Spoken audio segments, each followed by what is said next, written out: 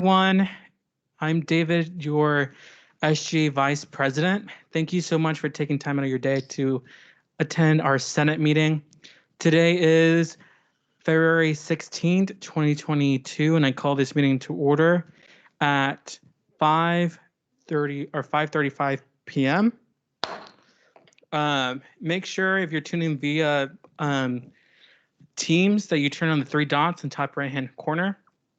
Make sure you speak clearly, slowly, and directly into the mic. And of course, avoid locations with background noise for more accurate captions. And again, one speaker at a time. Alrighty. And I have Secretary Schulte start off with a roll call. Oh, I can't keep this on. What am I doing? Okay. Senator Shiloh.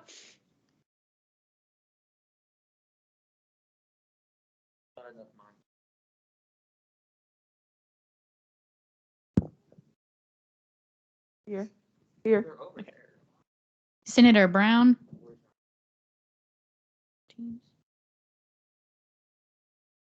Senator McDowell. Here. Senator Allen. Here. Senator Lee. Here. Senator Banerjee. Here. Senator Castellanos. Into the mic, please. Here. Thank you. Senator Garcia. Here. Senator Gillis. Here. Senator Guevara. Here. Senator Johnson. Here. Senator McFarland.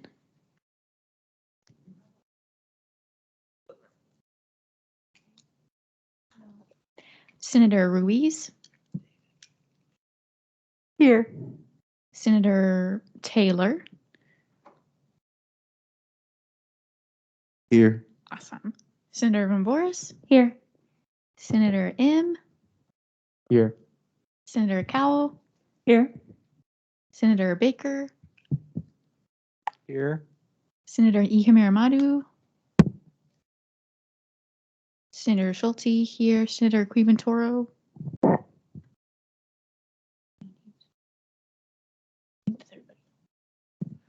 Alrighty. I believe we do have quorum present. Awesome. Over to reminders.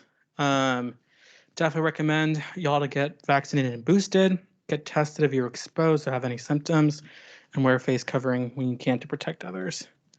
I believe that is last week's agenda. I'm just gonna delete that slide. I do have the Word document. Our agenda is gonna be pretty hefty.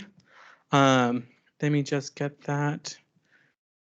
All right, don't have it. Okay, I'll just speak. We do have executive reports. We have approval of minutes for last week's minutes or meeting. We have unfinished business. We have S 2022 B1. For new business, we have Union Board of Directors. We also have legislation submitted by Senator Shiloh, S 2022 R3. We also have a very massive change to our Constitution, which is S 2022 B2. And at the end, we have Senate Standing Committee reports, and at the end, announcements and shout outs. I believe someone's hand is raised. Emma, do you have a question? No, Okay. sorry. No, you're good. Just double checking. All righty. I believe let's start off with executive reports. So they're going to have our executive team come down and present their report. That'd be awesome. We can start off with JT, our intern program director. Mic check, mic check. What's going on, Senate? How y'all doing? Good. Yes. Are you having fun? Yes. Woo, I hope so. Okay. Cool. So, hey, Deborah. Deborah in the back. Hey, Deborah. Woo, Deborah. Okay, so basically for my report this week, reporting on where we are with the first year town hall. We currently, if you saw the flyer yesterday, I don't know, David can pull it up, or if it might take too long. It's on our page. But if you saw the flyer, we did have 5 confirmed departments coming. So from transportation, rec, division of student affairs, trying to think, and there's some more on there, but this is my first time seeing SGA put on an event this big with this many department heads in one setting, so I'm very excited about the town hall. The interns have been working very hard on it. They already created the timeline. It's going to be like Q&A style, but also panel style format, so it'll be a panel, then a Q&A to follow afterwards. And so I'm encouraging everybody from SGA to please come out. What we're doing is, we haven't announced it yet, but we'll announce it tomorrow in our post. We're doing 2 $25 credit cards for Flex. And then we're also going to do an SGA giveaway bag, which will include our mug and then the new umbrellas that we just got. So it'll be very exclusive. So those are 3 prizes that they can get if they do come out. We'll select the seats beforehand, and then from there after we'll announce like, hey, these seats are the lucky winners for the prizes. This past week, they worked on the program, and then they did the Valentine's Day event with the mentors, and they also debriefed. So something that came up in debrief was Senate with the interns, and they brought up how they feel like that they knew a little bit more about Senate, especially as the filing has opened up. Some of them do want to run, but they really don't know what y'all do. And I've tried to do my best with the pairing and the shadowing, but they are just not getting it. So this is what I'm doing. If you email me by Friday and say that you would like to come and present, I plan to have a meeting in March, probably the first Monday of March, which I think is February 28th. So right before February 28th, I plan to just make part of the meeting about them learning about Senate and also exec a little bit more so they can know. So if you want to come, I'll select, out of the senators that email me and reach out, and we can talk about running and then what Senate actually looks like, and of course, writing legislation. I put in my snack order with Casey, and also too, I did attend the Student Service Fee Committee's meetings last week, which went really well. And so, yeah, you should be shadowing. If anybody has any confusion about shadowing, please email me. But that's pretty much my report. All right. Do we have any questions for JT? Grant?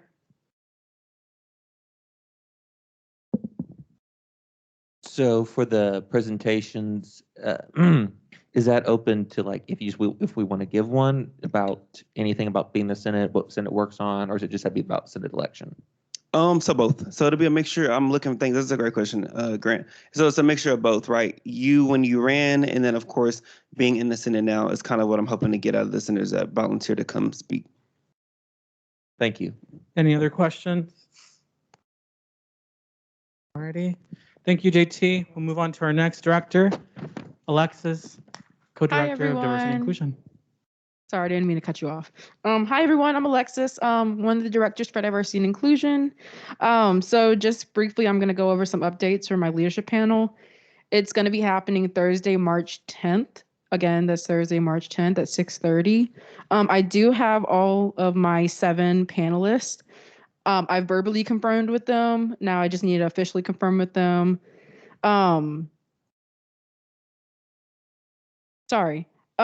I wanted to open the floor to everyone to SG. Sorry, let me restart. One of my ambassadors, her name is Emma Lara. She wants to do a voter registration drive, which I had talked about last week. If anyone is a VDR or would like to become a VDR, if you could email me at sgaambassador@unt.edu, I'd appreciate it. If you are interested in doing voter registration from 11 to 2. Hopefully that goes through. I have to talk to other people about it and see what is possible and what's not possible. Again, another event that I'm liking to do is an elementary kids reading. I had talked to a few senators about this, but I think it'd be great if anyone that would like to do it in SGA could do it. Pretty much, long story short, you're just reading to a bunch of kids in elementary school. I think it'd be great for a community bonding experience for SGA, getting to know everybody before the semester is over. So yes, that is my report. Any questions for Alexis? Senator Allen? If the elementary school reading did go through, do you have any plans on when that would be? Yes, it would happen in sometime beginning of April, end of March, beginning of April. Let me say that. Okay, cool. Thanks. Any other? Senator Johnson, do you still have a question? Anyone else? Senator go ahead. Where would it be? Is it here or like off campus? It would be off campus. I'm hoping. Again, I have to work out the logistics with a couple other people and do a couple phone calls. Like I said, this is just like an idea from one of my ambassadors, but I wanted to see if y'all were even interested. Any other questions? Nope. All right, thank you, Alexis. Thank y'all. Next off, we have Zoe, our other co-director for diversity and inclusion. Hi guys. So my report, on February 14th at 3:15 p.m., I met with representatives from the Black Student Union, Native American Student Association, National Association for the Advancement of Colored People, Latinx Hispanic Student Union, and Pride Alliance to discuss a week of diversity and inclusion. And with the help of Kathleen Hobson from Pride Alliance, I've decided to remove them from the week of events, and I'll work more closely with the LGBTQ plus student orgs instead. And so with that being said, I've reached out to the Blackout Alliance, the Space, Social Sapphics, and GLAD. I've received a response from GLAD and Social Sapphics, and so I'll be meeting with them next week to discuss it. But during the meeting that we had on Monday, we discussed specific dates, event and activity ideas, and we began the initial planning process. And due to a conflict with the Union Fest and other SGA events, we will likely reschedule it for early to mid-April. So as of right now, the date is to be decided. Each event will be catered and offer free food, so there will be a purchase proposal to follow. And as far as a UNT Diversity and Inclusion Student Survey, I would like for you guys to reach out with potential questions to ask the student body. So if you could contact me at sgainclusion@unt.edu, I would be very grateful. I've also begun the process of drafting my transition documents for the next administration. And as always, please continue to pub for the UNTPD Town Hall event. It'll be next Tuesday at 6:30 p.m. in the Lyceum. And there will be fact sheets provided at the door and free food to follow. All righty, thank you, Zoe. Any questions for Zoe? All right, thank you, Zoe. Next up, we have our outreach director, Maya. Hi, y'all. I don't have too many updates, but basically I would like everyone to take out their phone, go on Twitter to UNT SGA. If you don't have Twitter, go to Instagram UNT SGA. We do have the Lucky Charm event tomorrow from 12 to 2 in Union 333. If you don't have either social media, tell your friends word of mouth, but just share, retweet, like. I would like to see everyone there. But yeah, that's it. Any questions for Maya, Senator Ruiz?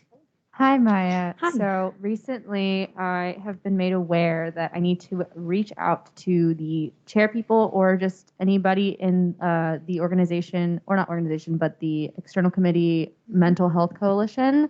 Yes. How would I go about that? So I can get with you after this meeting and set meeting up with you with the Mental Health Coalition Chair, which is Savia Vomvoris. Got it. And then she can email you and I can add you to the Teams channel for that as well. Perfect. Thank you so much. Yes. Senator Johnson? For other members who need to get into contact with their chairpersons, can we just send them to you? I had a constituent reach out. Yeah, they have a issue reaching out with the chair, or Like the committee doing anything and being in contact with the committee. yes, I would reach out directly to me, and then I can get in contact with the chair. Also, I believe everyone who has met quorum in the committees are all in the Teams channel under it. So if you guys have any questions, everything should be under there. Other than that, just reach out to me directly and I can contact you. Okay, thank you so much. Yeah, of course. Thank you. Any other questions for Maya? Thank you, Maya. Thank We'll have our you. Student Allocations Director, Bella. Hi, everyone. Around $48,000 has been allocated from the Eagles Nest Fund now. Yeah, it's really big. It's really big. We have about 20,000 that's been allocated from RAUP. We started SSF committee last Friday. I sat in those presentations. We have 7 upcoming Eagles Nest events. All of them will be posted on the SGA social medias. Encourage you to attend them and see where the money is going. Both of our funds are on track to hit zero very soon. This is something that hasn't been done in a very long time, so I'm really proud of both the committees for taking the time every week to do that. And other than that, I don't really have any other updates. I continue to meet with orgs pretty much every day to help them with their applications and questions. Do y'all have any questions? Oh, also, if you would like to be a RALP committee member, please come see me and talk to me. Thank you. All right, thank you, Bella. We have Casey, our chief of staff. Hello, I hope everyone's having a good day today. Last Friday, I gave the SSF presentation for the Student Government Association as well as Eagles Nest and RALP Travel Grant. I believe it went well. Of course, they're still having hearings and they're going to have deliberations throughout the semester. But if you have any questions about the SSF presentation, what I spoke on, feel free to reach out to me or ask questions in a second. As well as I'm working on nameplates and name tags for new senators as well as new members across the association. I want to make sure I have correct names and all the student SGA entry forms are all filled out online, so I have all the correct information. With that in mind, if you don't have any materials, whether that's a polo, a name tag, or anything, please let me know so I can get you one. So we all have all the same stuff. As well as I spoke with Bakhtavar today, and we're working on planning upcoming week to look at election expenses, what that may look like for events, and just planning an outline budget for the election. As well as reviewing other expenses for the semester. I had my union board of directors meeting earlier today. Went well. I don't know if y'all have been on the patio. Very nice furniture up there now. It was a good time. I'll let you know any other big updates. I think there might be something later on in the agenda. As well as working with the staff on any events in this upcoming week and planning going forward with any events in March and finalizing whether that's community service events in the union or whatever that may be. And then the state of the student body, we're working on that. We're looking at late March as a good time for that, as well as my two interns are going to assist me in that planning process.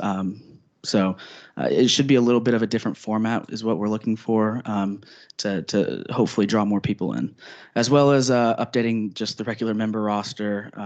So that's also been what I've been working on that coincides with the nameplates and name tags as well. Also, I want to give a little bit of a recognition to Senator Allen. This right here is a letter from the off-campus student services from the event that you tabled at. It was like a 2-hour event. And it was very cold because it was last month, and they were out there the whole time. So I just want to give a little public recognition to you, and this is from the organizers of the event.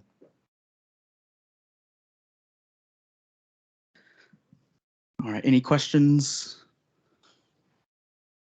All right, thank you, Casey. All right, Devin. Thank you. All right, good evening. So I've got a few notes. An Eagle mail was sent out to the undergraduate student body for applications. We did get applications. I'm just sifting through the committee applications right now. It's a bit of a process, but we're getting through it. And we're going through judicial branch applications. We haven't seen many election board applications despite the influx. So we're still kind of struggling with that. If you know anyone who's interested, please let them know. But we did get a number of Supreme Court applications in, and we've been setting up interviews and conducting those. So we do have one nomination that's going to be up for Senate next week, and I'm excited for y'all to consider that applicant. The SSF committee met Friday, as you heard from Casey. JT, Bella, and myself were all there. It was an 8-hour meeting with 8-hour meeting, and then I think an hour lunch. And we heard from a lot of departments. We have another hearing day. Those are public. If you want to speak at the second public hearing day, you'll need to email sga@unt.edu. We'll send out a post like we did for the last one. But if you don't want to speak and still go, you can also do that as well. When we put out the post, we'll also put out the revised room number because it did change rooms a little bit.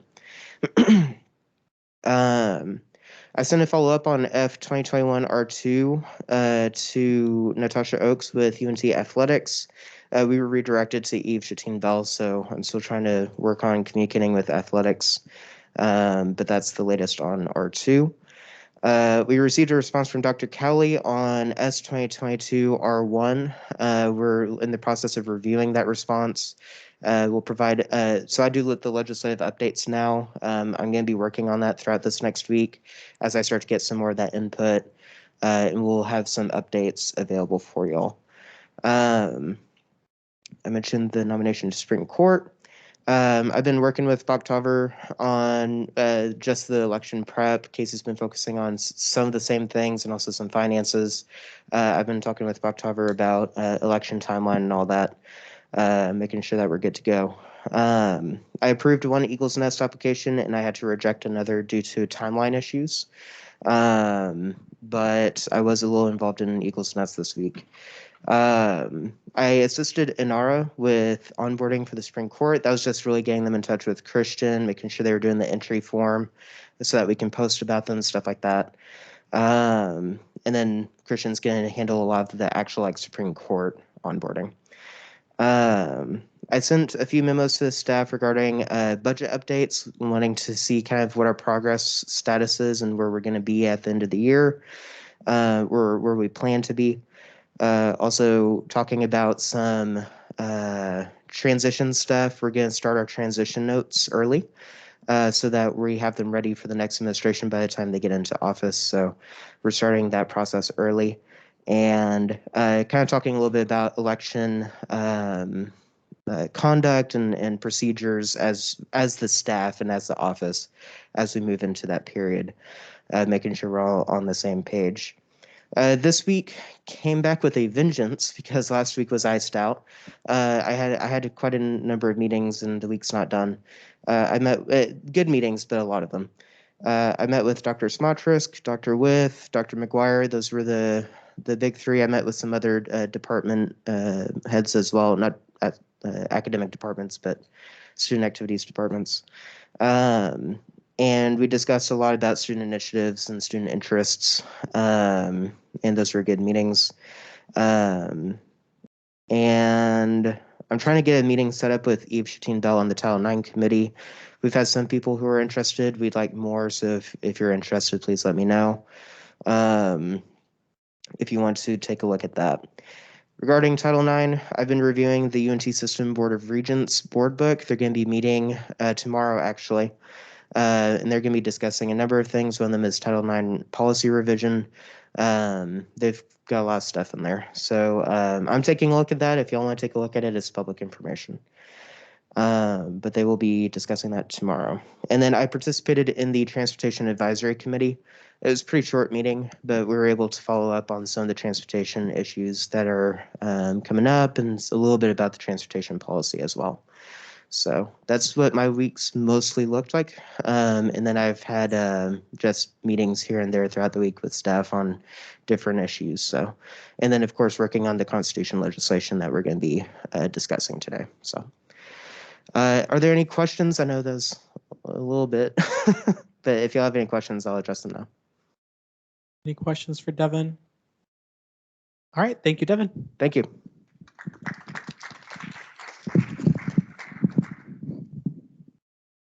All right, it's now my turn to give a report. A couple updates. I did update the SGA website, especially since it's died. I don't know if anyone noticed, but there was like a bug. And I tried to, not the best coder, so still learning how to do HTML. So it looks pretty now. I have 2 pending Senate applications, both of them from the College of Science. One of them is going to be delayed. Other one is in the process. Just due to signatures, so hopefully we have them in shortly. Definitely had meetings. I know Devin mentioned Transportation Advisory Committee. I was on that, giving updates on that. They are in that phase of providing new rules and regulations for the new year. They also mentioned that it is likely no prices are going to increase next year. As well as they're addressing some concerns with painting the lines, parking, you know what I'm talking about? So there's some lots that they're fixing on that. And also for anyone that parks at Highland, Highland doesn't have a sticker, and I believe there's certain issues with after 5:30, don't quote me, that usually anyone can park anywhere. Don't quote me, don't want you to get a ticket, but they're trying to make sure Highland students that have a Highland Pass or the little garage card, they also have a sticker so they don't get ticketed. Senate onboarding got some of those things knocked out. Thank you, senators. If you have not done the entry form, you need that to be done so I can actually add you to our Senate group email due to FERPA stuff. Today has been a long day. I know a couple senators have stopped by. Had about 20 people stop by my office today. It's been crazy. It's a lot of like one-on-ones and stuff. And I always love when Justin stops by. Shout out to you, Justin. Trying to think. Devin has mentioned transition. I'm working on my transition document for the next vice president. Senate committees. I don't know if y'all have met. I still have not received any minutes or anything, so I'm under the assumption y'all have not met at all this semester. And wait afterwards. So whoever your vice chair is needs to be sending those to me and Saloni, since Saloni is the person overseeing, and me to make sure I'm updating those to the website. So I'm just throwing that out there now. I'm trying to think. Senate office hours and tabling. So I know I have received a couple people reaching out to me about that.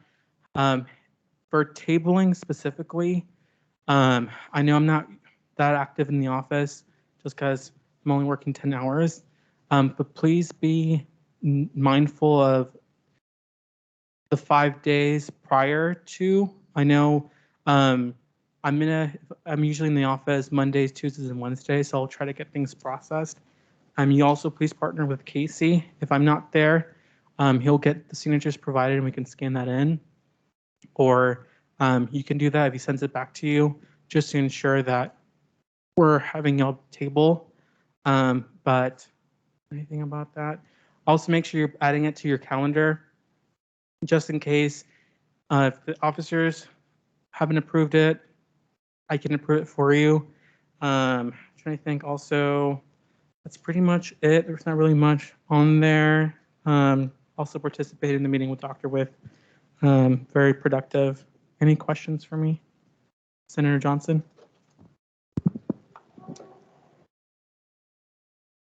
So if we have sent our minutes from the committees, my committee has met and we have sent the minutes to Saloni, do we need to send them to you and Saloni, or just is Saloni sufficient, like enough to like know that we've been meeting? You should be CCing both of us. I've been saying that since I've been, yeah. So the reason why I need to be CC'd is so I can actually upload it to the website. Since I don't know if y'all know, but we actually have a little tab for y'all. I'm gonna relink it, but you have your own page. Just throwing that out there. Any other questions? Saloni? Just to add on, email them to me, because I know in some of the group me's we've been attaching minutes, but it's just easier if you email and then CC David. Thank you. No questions. Let's move on to the next item on the agenda. Okay. So we have unfinished business. We have S 2022 B1 that's introduced by Senator Schulte, Senator Garcia, and Casey, our Chief of Staff. Let me get that pulled up for y'all. B1. Okay. The floor is open for any motions. Senator Johnson? I move that we go to a period of discussion. Is there a second?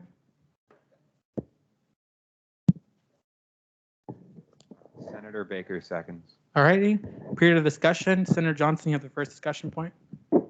So this resolution piece of legislation has a lot of merit, but my only problem with this, and this could be addressed by the authors or this taken into consideration, is as a chairperson myself, it is very hard to line up everyone's personal schedules and make sure everyone's coming to the meeting.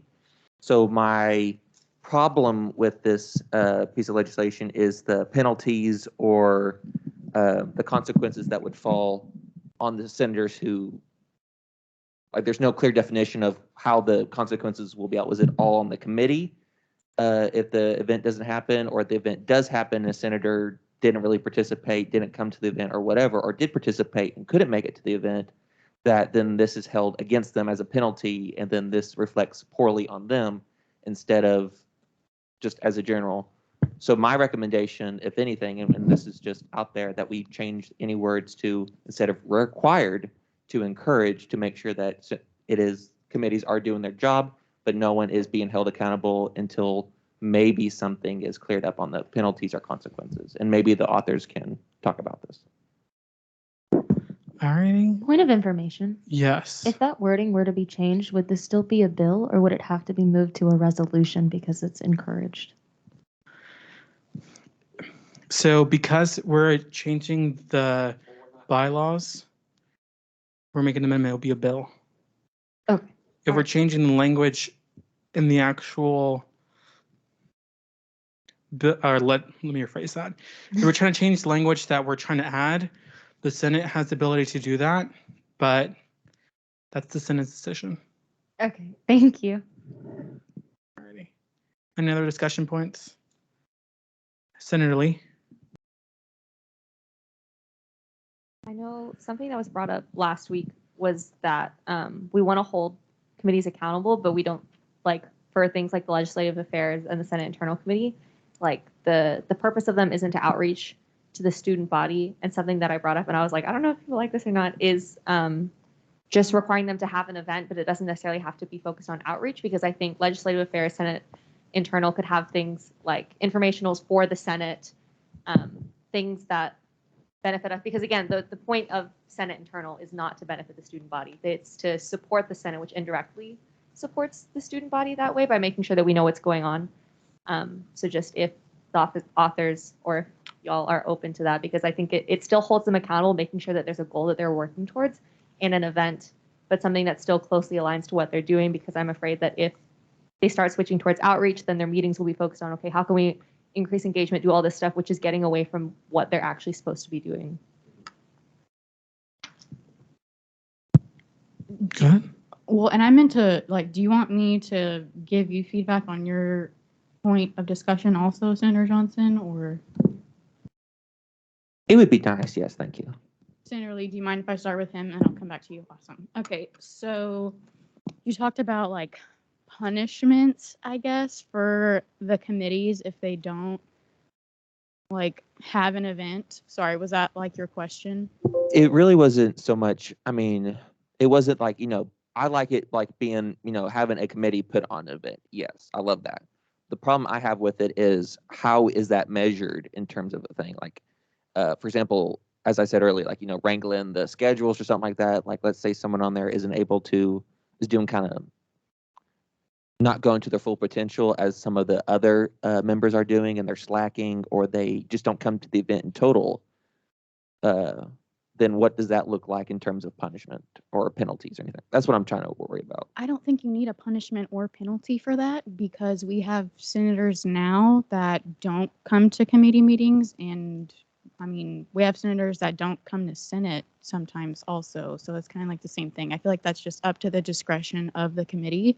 Like, if this person is, like, repeatedly not coming, like, every single week, like, you know, you might need to talk to them. Or if they're, like, consistently not helping plan the event or something, like, you know, maybe, like, have, like, a side conversation with them, be like, hey, what's up?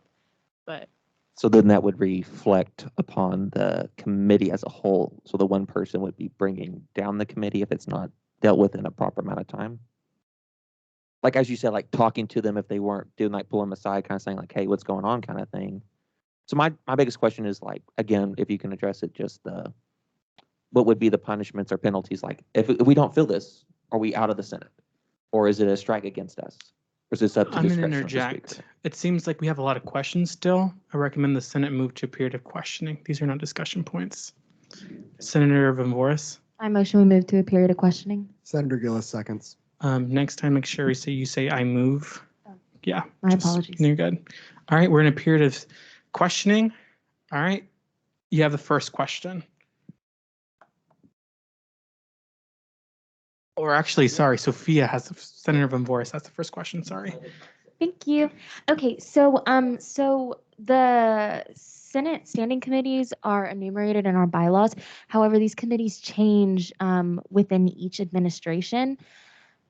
So I guess my question is, how are we going to require these standing committees to hold events if it's possible that these committees might not even exist in our next administration? Well, within the next administration, you're going to have Senate standing committees anyways. It might not be the same four, but you would have Senate standing committees. I understand, but this piece of legislation does require these specific committees, correct? Okay, yeah. Okay. Because, yeah, those are for this administration. Okay, that's all. Thank you. Senator Lee. This is a question for David or maybe Andy, whoever knows. Because it is going into the bylaws, is there like a specific section for like violation of any of the bylaws, or is it like in each thing it's like if you don't meet this, there's a consequence, or is there like a general consequence for violating something of the bylaws? So you're asking what happens if the committee doesn't meet the requirement from a... Yes, but because since it's not clearly outlined, I'm wondering if there's something elsewhere in the bylaws, because I don't think it goes on each one. It says is the punishment for going through this. So I'm wondering if there's a general like either precedence or something like if someone violates the bylaws.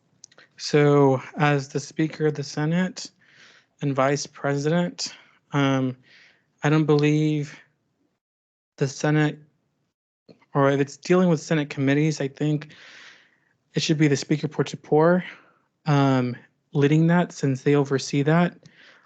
Their job is to support the chairs. In terms of not meeting the requirement, that's more in the Constitution. If they're not meeting the requirement to the extent possible, that can be grounds for removal. And don't quote me on it, but that would be neglect of office. But if someone would like to recognize Devin to speak, that'd be Senator awesome. Lee recognizes President Skinner. Senator Ann seconds. All righty, Devin, go ahead.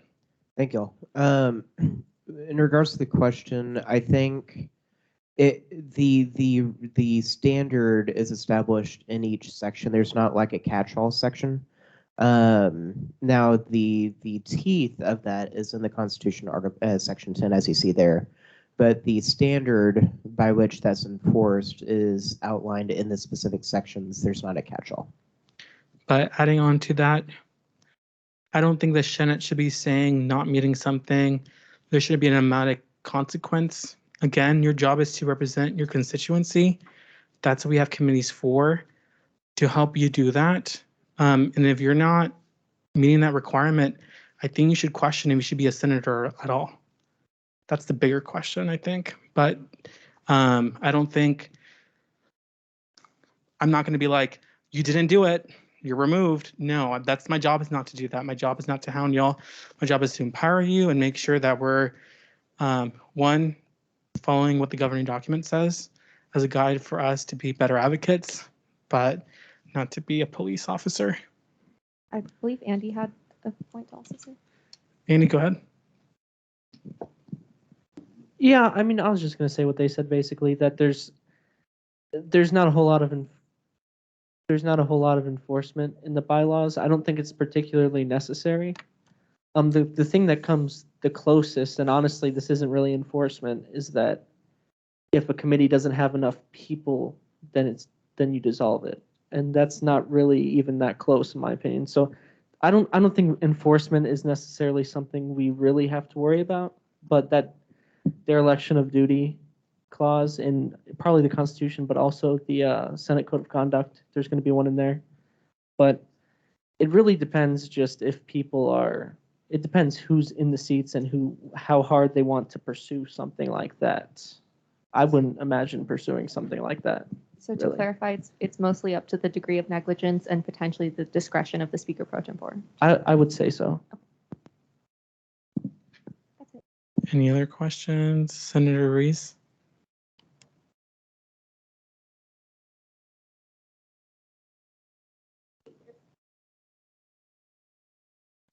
My question has to be pertaining with the fact that I fear that this bill may potentially give senators the room to want to double dip. So essentially using their hours instead of like office hours or tabling hours, they could essentially say, well, why can't I also use my hours that I did for the event also as my tabling hours? I feel like if I'm saying as a questioning point, do you think that there's some kind of ramification within this bill that you can be able to prevent that from happening, like maybe solidifying and fortifying the bill further? Sorry. You're fine. I shouldn't have to specify that. This bill is for committees as a whole, not for individual senators. So yeah. But I feel like, sorry, can I follow a point of order? I mean, point of inquiry. May I move for follow-up question? Awesome. So essentially what I'm trying to say is kind of like as Senator Senator Johnson has mentioned, I feel like this could create some like tension within committees though, because now you have individual senators who could be avoidant in doing their duties within the committee, and then it could fall on just the chair of the committee, or it can just fall on one specific person within the committee, and then the rest of the committee gets credit for everything that one person did. I feel like that would just create unnecessary tension within SGA. Girl, I wish I could say so many separate points right now, but that I don't even see that being a problem. I don't understand. Obviously, I don't know, if the whole committee isn't doing anything, but they want to tack their name onto the committee event, that is like a committee issue, and you need to, like, if that is happening to any committee now, y'all need to speak with the Speaker Pro Tempore and the VP. We need to get that sorted out. This bill is to hold committees accountable for meeting, because some of us are, some of us aren't. Either way, it's for us all. Okay. I'm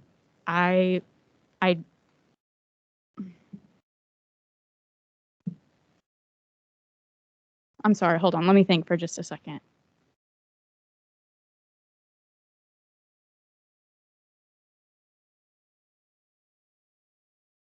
I feel like your question pertains to a situation that's a little bit outside the realm of my bill.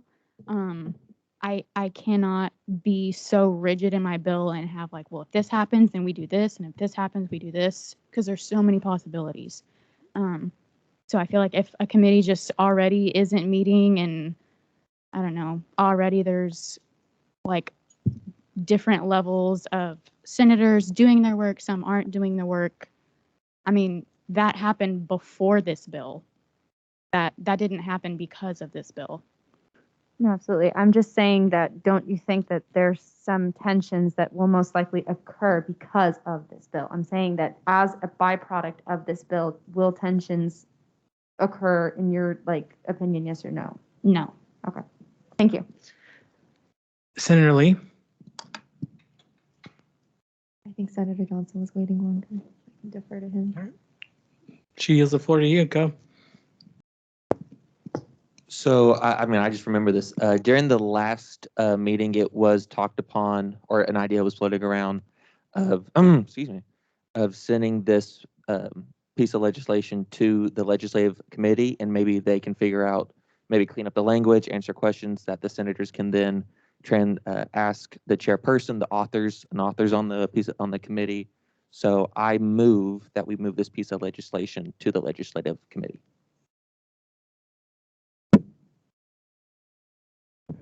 Point of order, doesn't that need to happen during a period of discussion or in a period of question right now? I believe the motion is in order.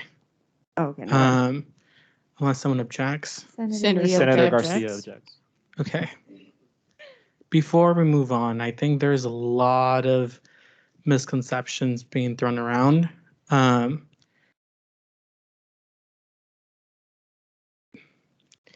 I think we have a lot of hypotheticals and a lot of things going on. And something that I've been mentioning to some senators, I think we're boxing ourselves in when it comes to interpretation. That is just my personal take on it. At the end of the day, your job is to be advocates for your constituents, and I can think you could do best do that for your committee. I feel like there's a lot of notions, and if this needs to be discussed, I recommend y'all move to a period of discussion or make a decision on the bill. But that's just my take on it. Senator Gillis.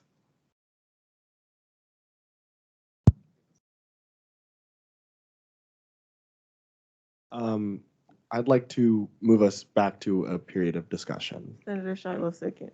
All righty. You have the first discussion point. I mean, I would just like to point out that I feel like we're coming up with, like you said, a lot of hypotheticals here. And I feel like if we analyzed any bill or piece of legislation in this way, of imagining every single scenario in which it could go wrong, which granted, you know, we're applying discretion to this and we're trying to figure out if there are any issues where it could go wrong. But I just feel like we're applying a million different doomsday scenarios here when at the end of the day, a lot of these aren't realistic. And if these issues are already going on, then those discussions already need to be happening. Regardless of whether or not this piece of legislation is implemented, I think it's on us to communicate with people if issues like these are happening. So I personally don't see the need to, you know, what about this? What about that? What about this? When that we just go in circles for hours, and this is already going to be a long meeting. And frankly, I don't see the necessity of that. Senator Shiloh. Yeah, just to add on to that, the Campus Life and Environment Committee, we're up to about, 10 to 12 members. And we have it's a group of student leaders. Me, myself, I'm in 5 active orgs right now. So, and we've never had an issue finding 30 minutes, whether that's before a Senate meeting, after, to meet and put something together. And we already have 2 events in the works for the semester. So I understand that there could be 2 different points of view on whether you want to do this or not, but the simple question comes down to, do you want it to be enforced that you have to do 1 event a semester, or are you totally against that responsibility? It's that simple. And then I feel like we can move to a period of voting. I did motion. Senator Garcia. I would like to affirm the sentiments presented by Senator Gillis and Senator Shiloh. This bill is strictly to discuss and to outline the procedures by which committees need to follow in this semester. That procedure being, you are required to hold an event in the following semester. The hypotheticals that come with that are at the discretion of either the pro tempore or the vice chair of those committees. That being said, these ramifications and these hypotheticals have existed long before the bill, and the bill does not need to address them. Senator Cowell. Yeah, I think Gracie, Casey, and Daniel did a great job with this bill. And I know that some of the concerns people have been saying are about, like, okay, well, what's the Legislative Affairs Committee going to do? But I mean, Gracie said last week that she didn't think it was a problem. And I mean, obviously she knows this document best. And I think everything it's outlining would be good for Senate. It would great opportunities for outreach and for really talking with our constituents beyond just office hours or tabling, because it's, you know, we're getting more people together to plan something. I honestly, I don't have any problems with it. I agree that all these hypotheticals, I think, are just making us more fearful of the good that this could actually do. So I'm going to go ahead and move to a period of voting. Okay. Is there a second? McDowell seconds. All right, we'll do a vote, raise of hands. All those in favor that want to move to a period of voting, raise your hand. Anyone that objects? All right, motion passes. Period of voting. All righty. If Secretary Schulte can help us out with the roll call, that'd be fantastic.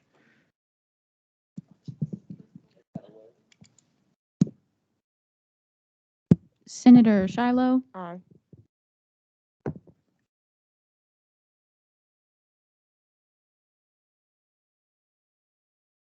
Senator McDowell. Aye. Senator Allen. Aye. Senator Lee. Aye. Senator Banerjee. Aye. Senator Castellanos. No. Senator Garcia. Aye. Senator Gillis. Aye. Senator Guevara. Aye. Senator Johnson. Aye. Senator McFarland. No. Senator Ruiz. Aye. Senator Taylor. Aye. Senator Vomvoris. Can you say that in the mic, please? No. Thank you. Senator M. Aye. Senator Cowell. Aye. Senator Baker. Aye. Senator Schulte. Aye. I believe you have a 2/3 present, and the bill passes.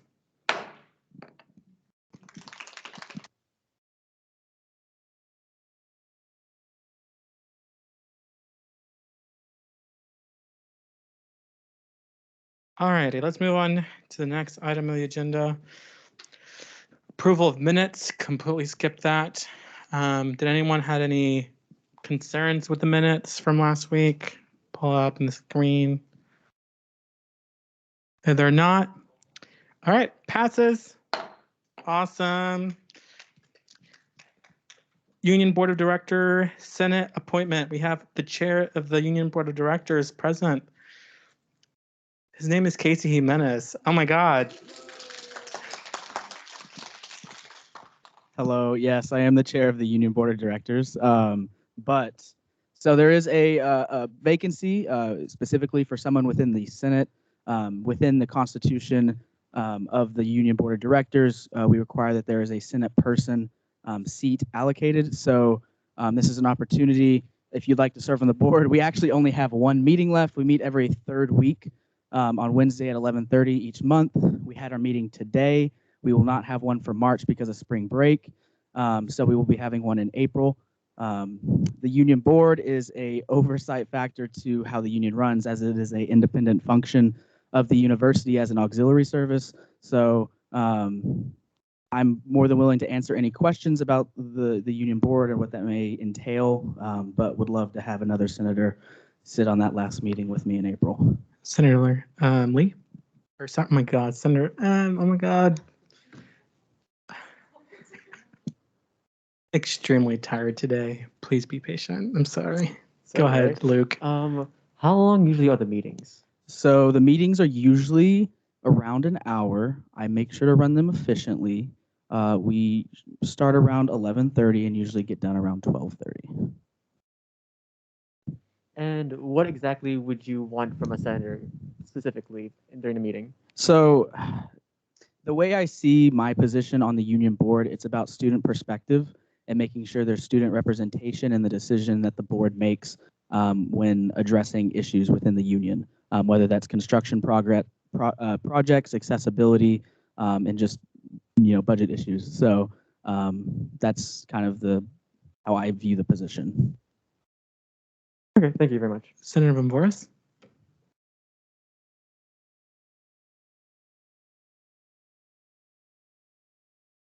Okay. Wait, am I allowed to make a nomination? Okay. I nominate myself to serve as the Senate representative on the Union Board of Directors. Is there a McDowell sec- seconds. All right, since the period of nomination is open, any other nominations? Nope. Does anyone object for Sophia to be the Senate representative for the Senate on the Union Board of Directors? Any objections? All right, passes. Awesome. Thank you. Welcome to the board. All righty. Let's move on to the next item on the agenda. We have resolution submitted by Senator Shiloh, Juneteenth Day of Rest. Senator Shiloh, would you like to come to the front? so you can read this resolution, and then we get you the mic for you.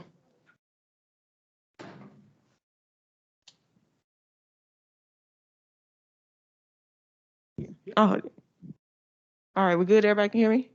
This is my first piece of legislation, y'all. I'm so excited.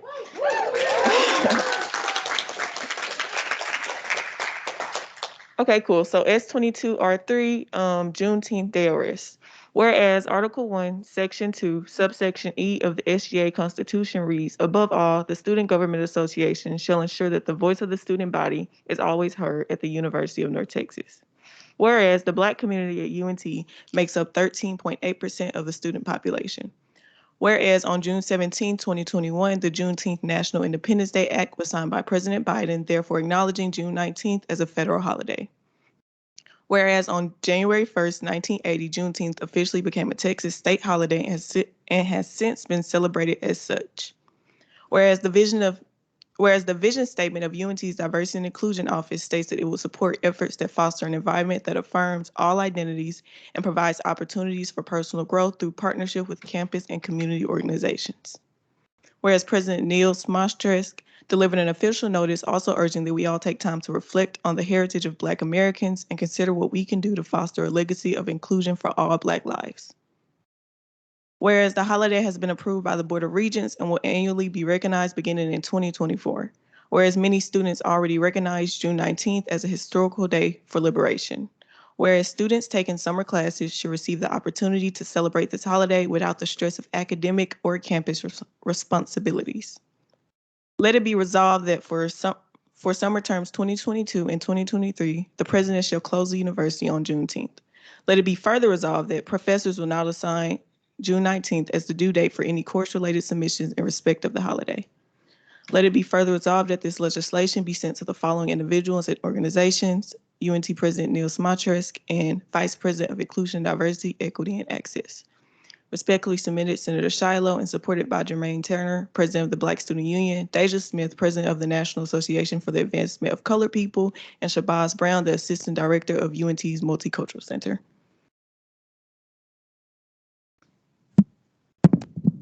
Awesome, thank you. Any motions on the floor? Senator Taylor? Senator Taylor motions for a period of discussion. Is there a second? All right, sorry, say that one more time, sorry. I said Senator Taylor motions for a period of discussion. We can't do that. You can move to a period of questioning unless it's under emergency status. A period of questioning. All right.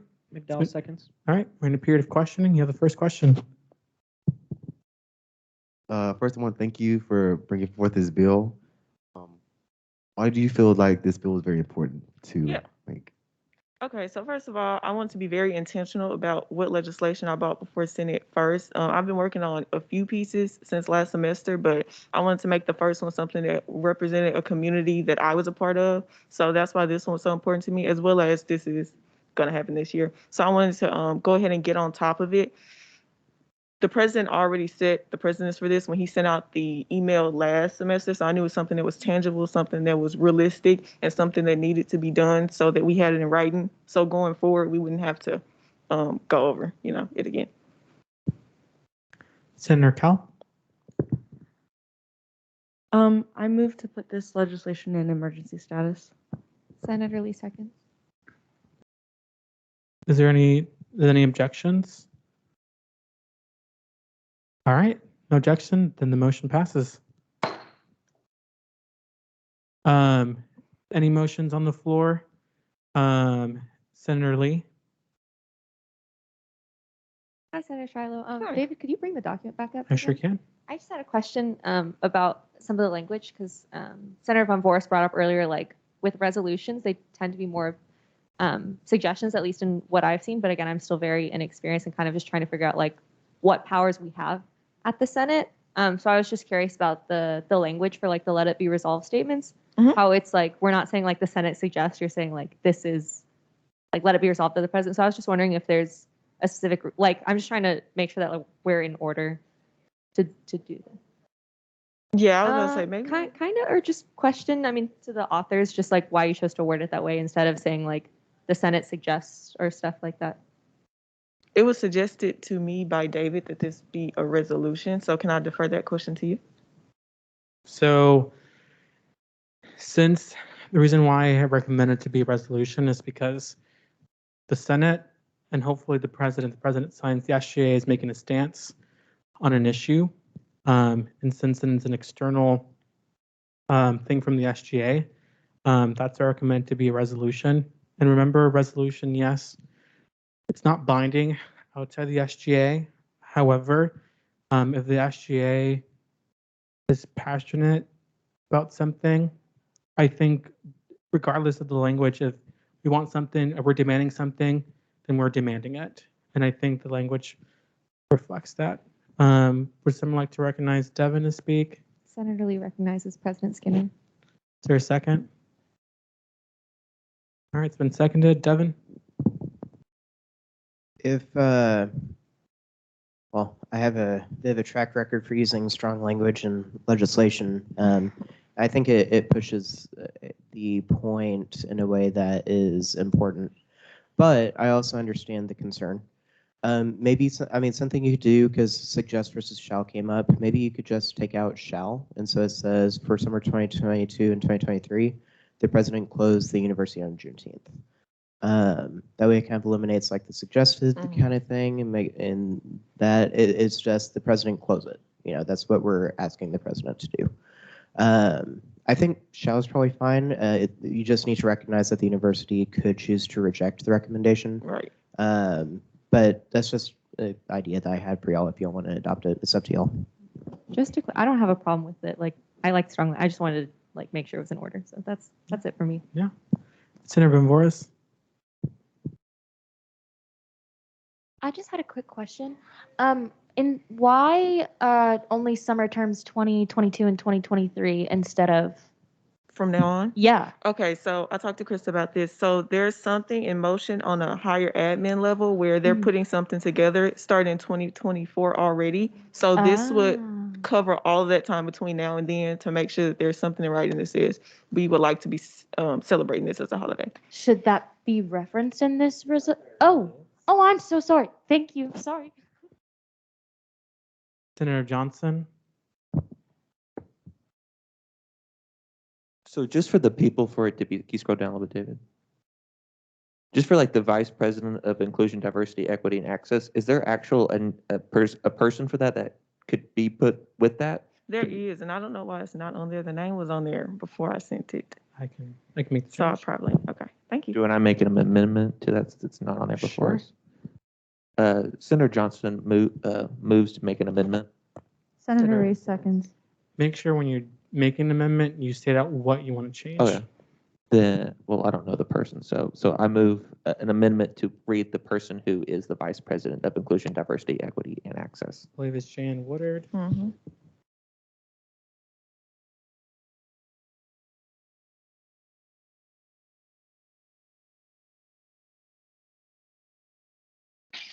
Bless you.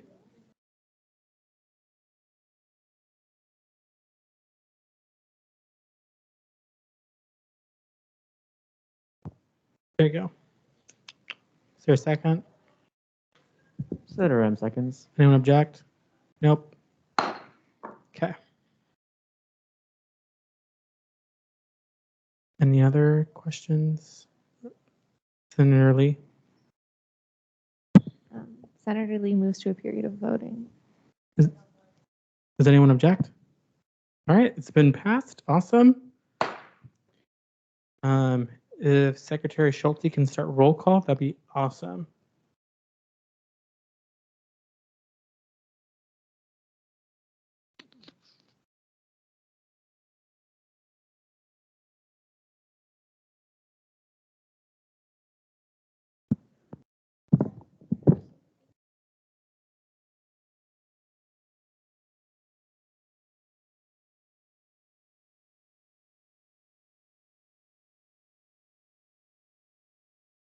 Senator Shiloh? Aye. Senator McDowell? Aye. Senator Allen? Aye. Senator Lee? Aye. Senator Banerjee? Aye. Senator Castellanos? Aye. Senator Garcia? Aye. Senator Gillis, Aye. Senator Guevara, Aye. Senator Johnson, Aye. Senator McFarland, Aye. Senator Ruiz, Aye. Senator Taylor, Aye. Senator Vomvoris, Aye. Senator M, Aye. Senator Cowell, Aye. Senator Baker, Aye. and Senator Schulte, aye. I believe we have a unanimous vote and the resolution passes.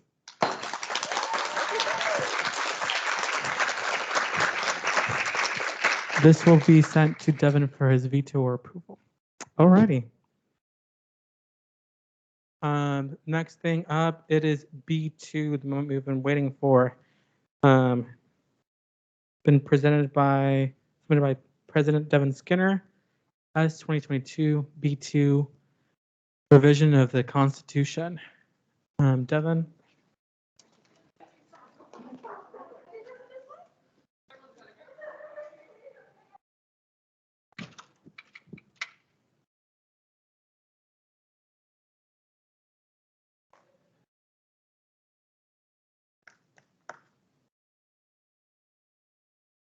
I hope I hope y'all know that the coffee over there is the only thing keeping me awake right now. It's been a long day, and I appreciate y'all bearing with me. Thank you. So this is a long bill. What I'm going to do when we get to amendments, I'll just read the strikeouts and inserts so that y'all are just aware of it. Trust me, I do not want to make this any worse than it needs to be. And then when we get into questioning, if any commission members want to address questions as well, that's certainly fine. But just wanted to kind of set up what this is going to look like. And we'll just go from there. So, as 2022 B2, revision of the Constitution. Whereas the current language in the SGA Constitution is rampant with intra-contradictions, ambiguities, and otherwise poor policy for SGA's operations. Whereas President Skinner established the Commission on the Review and Revision of the Constitution and Bylaws of the Student Government Association, otherwise known as the Commission on Governing Documents, or the Commission, for the purpose of strategically identifying and offering corrections for the aforementioned contradictions and ambiguities. Whereas the Commission, consisting of 4 executive branch members and 4 senators, have worked over the course of many months to address concerns in the Constitution and offer recommendations of benefit to the student body and of sound policy for the administration of the Student Government Association. Whereas the Commission has, by unanimous vote with 1 abstention, that kind of the meeting happened a little last minute, but by unanimous vote, there was no opposing vote. Adopted the attached recommendation and have authorized its submittal to the Senate for consideration. Whereas the Constitution, if approved, must be voted on before changes to the bylaws can be made to conform to the new regulations and requirements of the revised Constitution. Whereas the Election Commissioner has established a date of March 3rd for the submittal of any referenda, which, if approved, these amendments would be classified as. Let it be resolved that Appendix B be placed before the student body for approval as a referendum in a special election of the SGA, with voting beginning on March 9th at 10 p.m. and ending on March 11th at 5 p.m. with the following question. Do you authorize the SGA to amend the undergraduate student constitution with the following changes? David, could you? Thank you. Yes, no. Let it be further resolved that if Appendix B is approved by the student body in a general election referendum, the bylaws be amended to conform with the new language in the Constitution as quickly as possible. Let it be further resolved that the subsequent SGA president is asked to reinstate the Commission on Governing Documents should any outlying business still exist at the end of the current administration with bylaw amendments. Let it be further resolved that provisions of the revised language of the Constitution requiring new appointments or the creation of positions and offices be executed in the subsequent administration. Respectfully submitted, members of the Commission, Devin Skinner, SGA President, Senator Andy McDowell, College of Engineering, Senator Grant Johnson, College of Liberal Arts and Social Sciences, Senator Beige Cowell, College of Music, Senator Sophia Vomvoris, College of Liberal Arts and Social Sciences, Casey Jimenez, SGA Chief of Staff. Can we get a scroll? Thank you. Colin Renfro, SGA Communications Director, Bella Armenta, SGA Allocations Director. And before we continue with reading, I also want to express my appreciation for Senator J.D. Brown and Zoe Brown, who also served on the commission for a period of time as well and did fantastic work. And then if we can get to the strikeouts, and there will probably be, we'll probably want to add the strikeouts just so that we're being transparent about the changes, but this is a separate document at the moment. So I'll go through it. Strikeout Denton Campus in Section 1. We added that the Student Government Association may also be known as the SGA, so just providing an acronym. And we struck out Article 2. It was kind of folded into... Hey, Devin, I'm going to interject. So I know we had conversation, but I think with this, breaking it down to specific articles, and having questions afterwards, just to ensure the Senate's not confused. We can do that on the changes. So, for whatever article, I'm just going to announce how I'm going to proceed, just for transparency. For Article 1, we're going to do as a whole. Sure. So, is there any questions about Article 1? Or the preamble, which is not changed? All right, This will be the easiest article of the night, I promise you. For Article 2, we're going to proceed as the whole article. Yeah. You can proceed. The original Article 2 was struck out, so when I refer to the rest of the articles, it's referring to the new numbering, so something to keep in mind as well. All right, so Article 2, composition of the association. Membership in this organization is limited to any student service fee paying undergraduate student who is currently enrolled at the University of North Texas. The original subsection B was struck and replaced with the next one.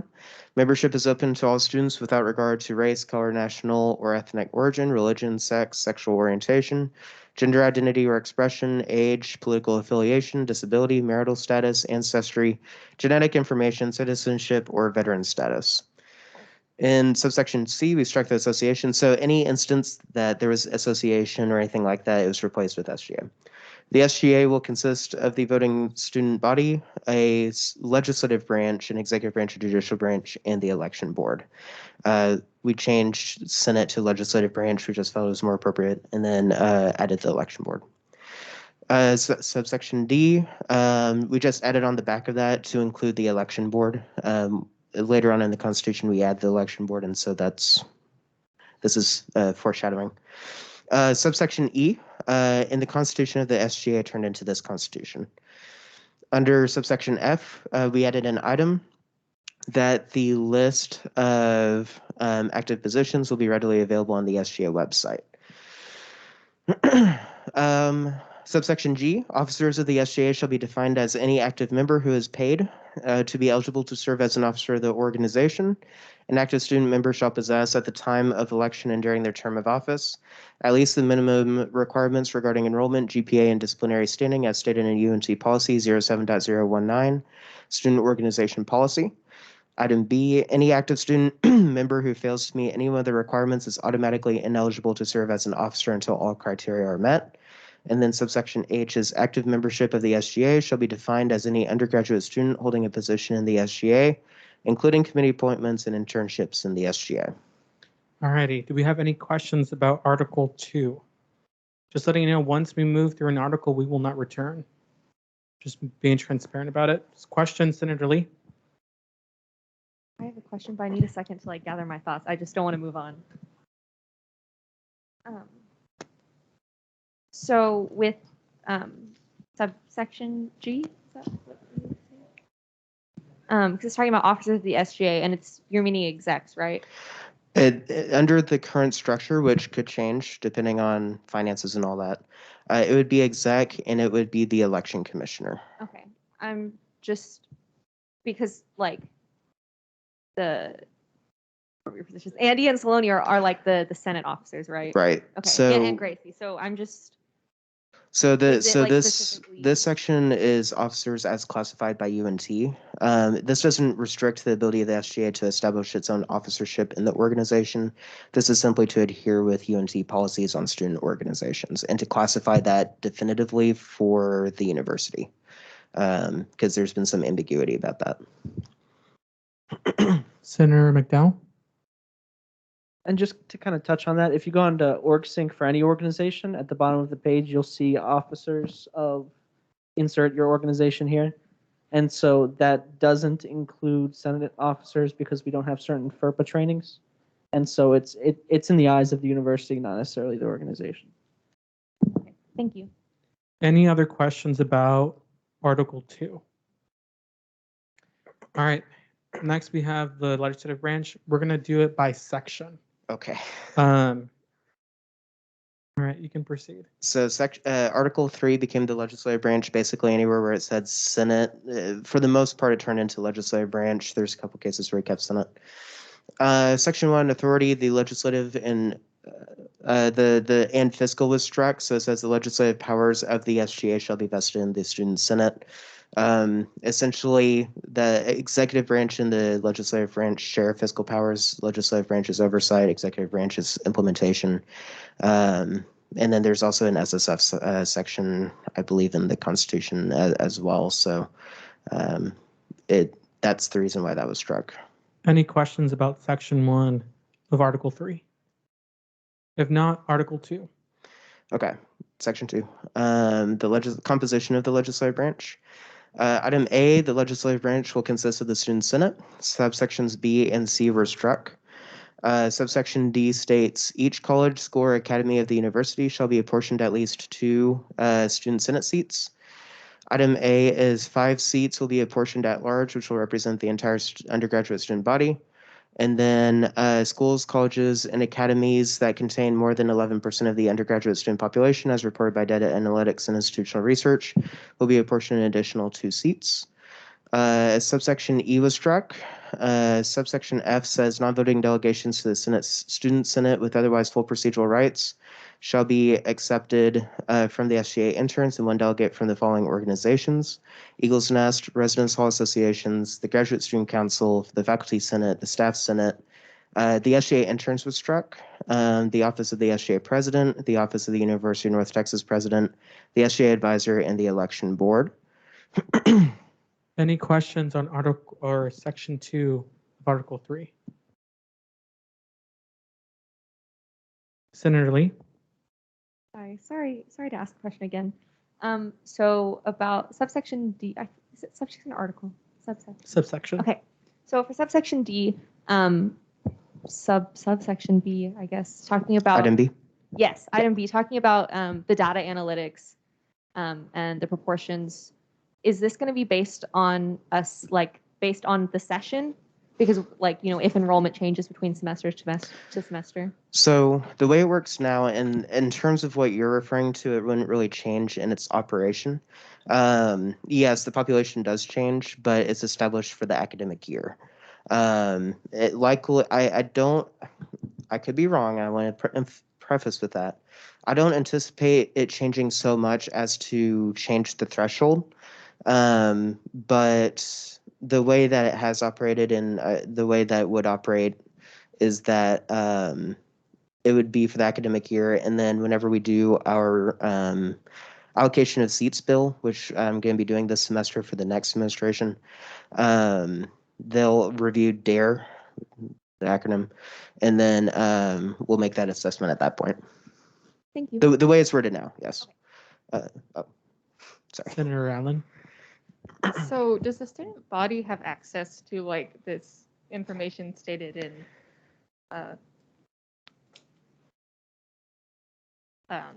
Part B of D?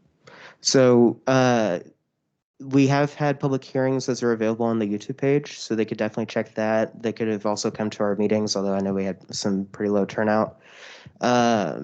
And then, of course, this meeting is going to be publicized. If this passes, and we can do advertising before it passes, but I'm also careful to advertise something that the Senate hasn't approved. I want to respect y'all's autonomy on that.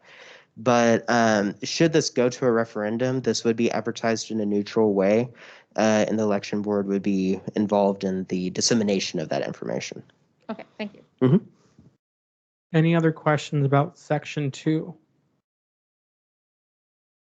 Nope. All right. Section 3. Okay, appointments.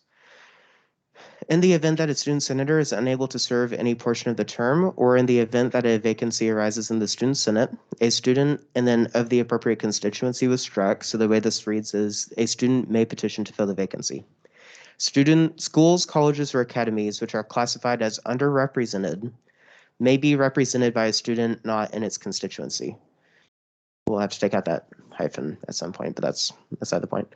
Schools, colleges, or academies are considered underrepresented if they have less than half of their seats filled at any given time.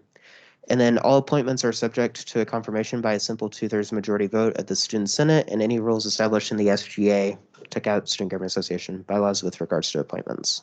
If you have questions on how that would work in practice, I can also address that as well. Any questions on section 3? If there's no questions, section 4. No changes. Any questions? Sorry, I have a question for the previous section. I'm so sorry. For section 3. I'm going to allow it. Go ahead.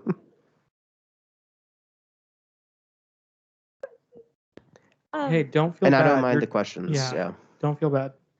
I'm just curious the thought process that went in for the authors in allowing people who are not represented by the constituency to be voted in there if it's underrepresented. What the ultimate position of the commission was as a collective was that colleges, there should be an opportunity for students to be able to represent colleges that are not their own. But the commission wanted to limit that ability so that students at that constituency would be able to represent their college as well. There was a lot of discussion between what we currently have, where you can represent another college with 50 signatures, or making it to where it's just you representing your college. You can't represent another college. And there was a lot back and forth. Ultimately, there was a compromise and agreement and so the way that this would work in practice, we'll take College of Music, for example. So say College of Music has 0 seats after an election. The way that this is worded is any student can fill the first seat of College of Music. Once that first seat is filled, you have to be a College of Music student to fill the second seat. If you're class and you've got 4 seats, then that you would need to, you could be any student filling the first or second seats. Once those seats are filled, you would need to be a class student to fill the third and the fourth. And the idea behind this, because the commission was asking itself, what is the reason that you are able to represent another college? And underrepresentation became a big part of that discussion. And so that's why that was incorporated into the change. Follow-up question, unless Paige wants to. I was just gonna say that this genius compromise was Casey's idea. Casey was fantastic on this commission, by the way. All right, you had a question? So follow-up question, I wonder if the commission considered like adding a contingency that you can only run for another underrepresented college if your college is already full, because I'm concerned that some people will be like, oh, I'm going to run for College of Music for the hell of it. Could you restate your question? So I'm not sure. like if Can you provide like a hypothetical so I can? so like say class has like 10 seats and only 2 of them are full, and a class student instead of running for class is like, oh, I'm going to run for music just so I can be like, haha, sorry for throwing out a left field hypothetical, but I feel like they're all our students who are weird. So it's I'll yield for answers. Okay, so I can kind of speak on like seat allocation and stuff. So the way that these new seats are kind of set up, and again, this is Casey's idea, is if, let's say there will be a total of 4 class seats, okay? Let's say all 4 class seats are filled, and we have another student who wants to be appointed into the Senate who is in the College of Liberal Arts, but all of those class seats are filled. There are going to be, what was the term that we used? So I don't. At-large seats. At-large seats. And those at-large seats are basically those students would serve as senators representing the entire university as a whole, so that students are able to represent all of UNT and still participate in Senate. Also, the reason that we kind of took this route was the appointment process speaks for itself. Obviously, we're not going to appoint someone who we feel is not qualified or not involved within that college enough to be a representative. However, we still wanted to have the option available for students who may have minors, who may, like I served as a senator for the College of Music last year, who participate heavily within that college, even though they're not necessarily deemed a music major. So that's why that we allocated seats the way that we did. Thank you. That was a good explanation. Better than what I did. Senator Baker. Really got to push that button. Okay. So I don't know if it's in a different section that I'm just not seeing it, but does it say anything somewhere about if you want to represent another college, you still have to get the signatures in order to get that appointment?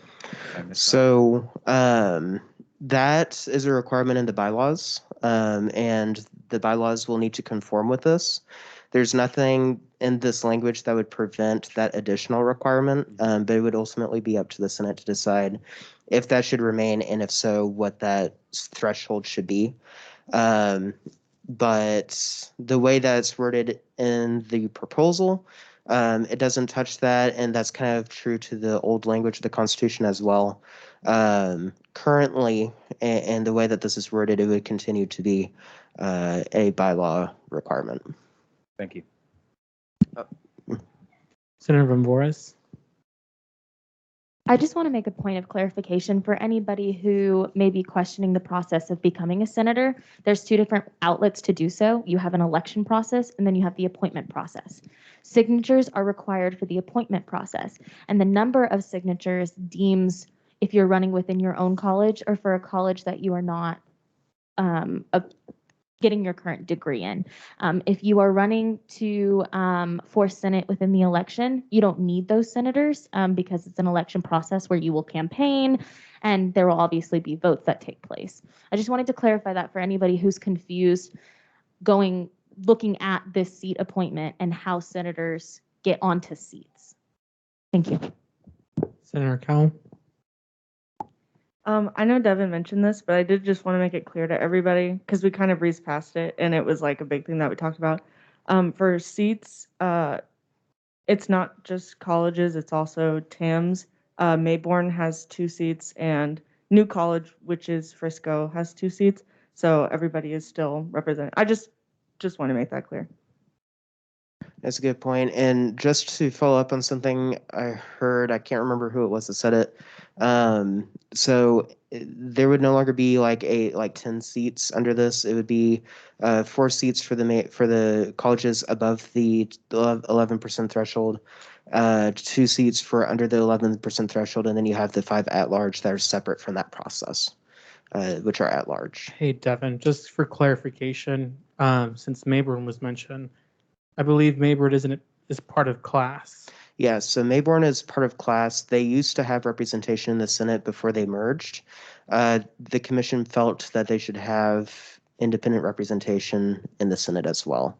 And it is considered a school of journalism, the school of Mayborn School of Journalism, and falls under the category of schools under this section. Okay. Sophia, go ahead. I was just going to suggest, and this might be easier if we provide a visual, and maybe Andy, you could take the lead in doing this, if you could draft up what those seats allocation would look like so that we can present it in front, or if Casey, can you send what you, beautiful. Yeah, if we could send that, and that way we could display it on the screen so that there's a visual for everyone. If you want to text it via Teams, that'd be awesome.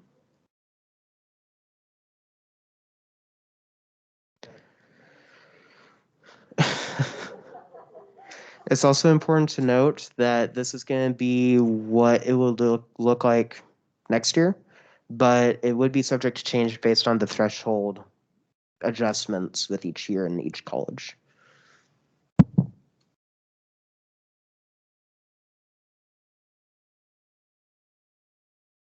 Okay.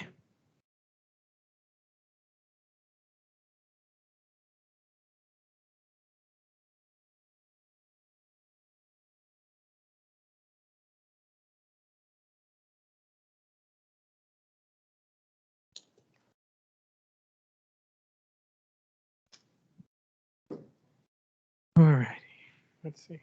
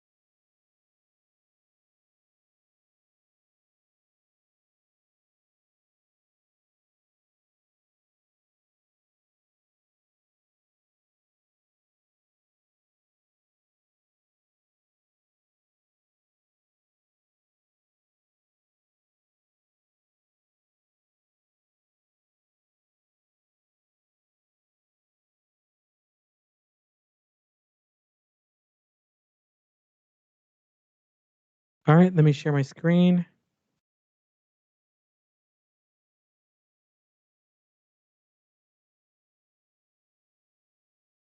All righty. Does this give a better visual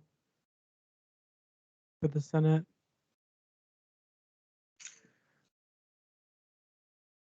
I don't know if I don't know if I guess Casey would need to be recognized to answer this. I can't recall. You didn't get that from Dare, did you?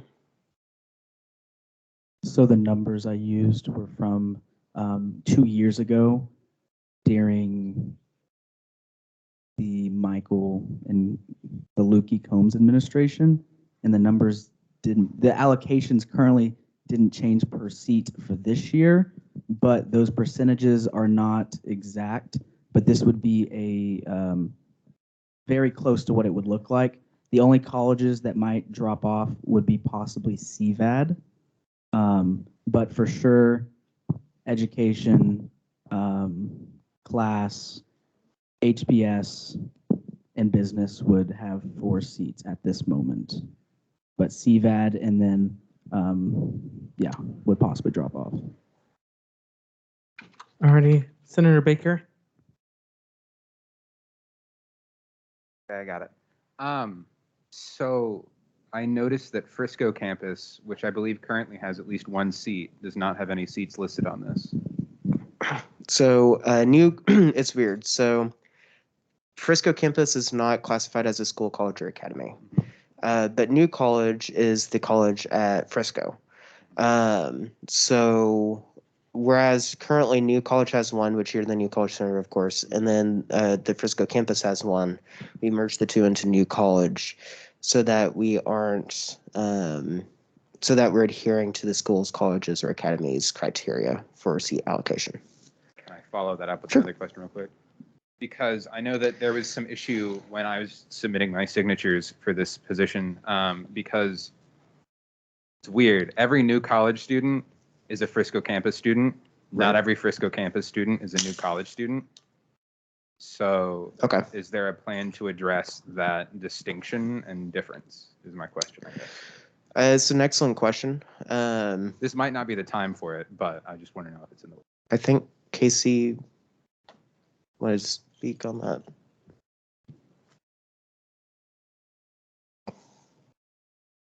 Am I recognized? Yeah, you can talk. You're a member on the commission.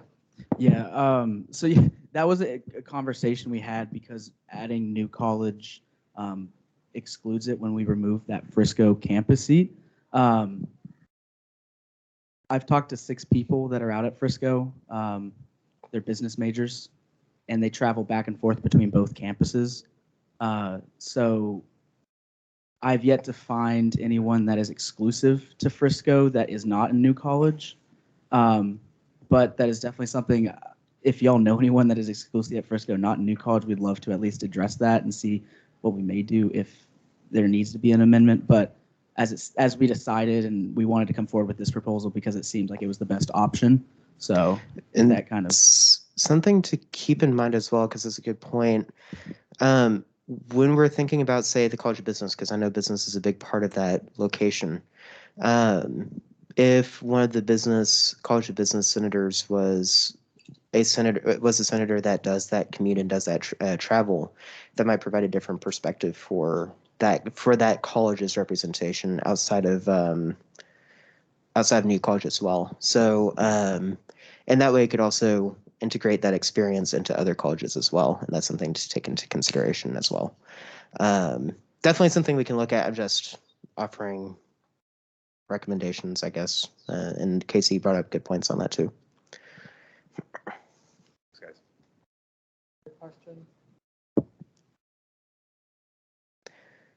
So I think we're on appointments, but we're talking about seats. So I want to make sure I know which section we're on. Alrighty. If there's no more questions, let's move on to section 5. Oop. There's no changes on 4. Let me get that.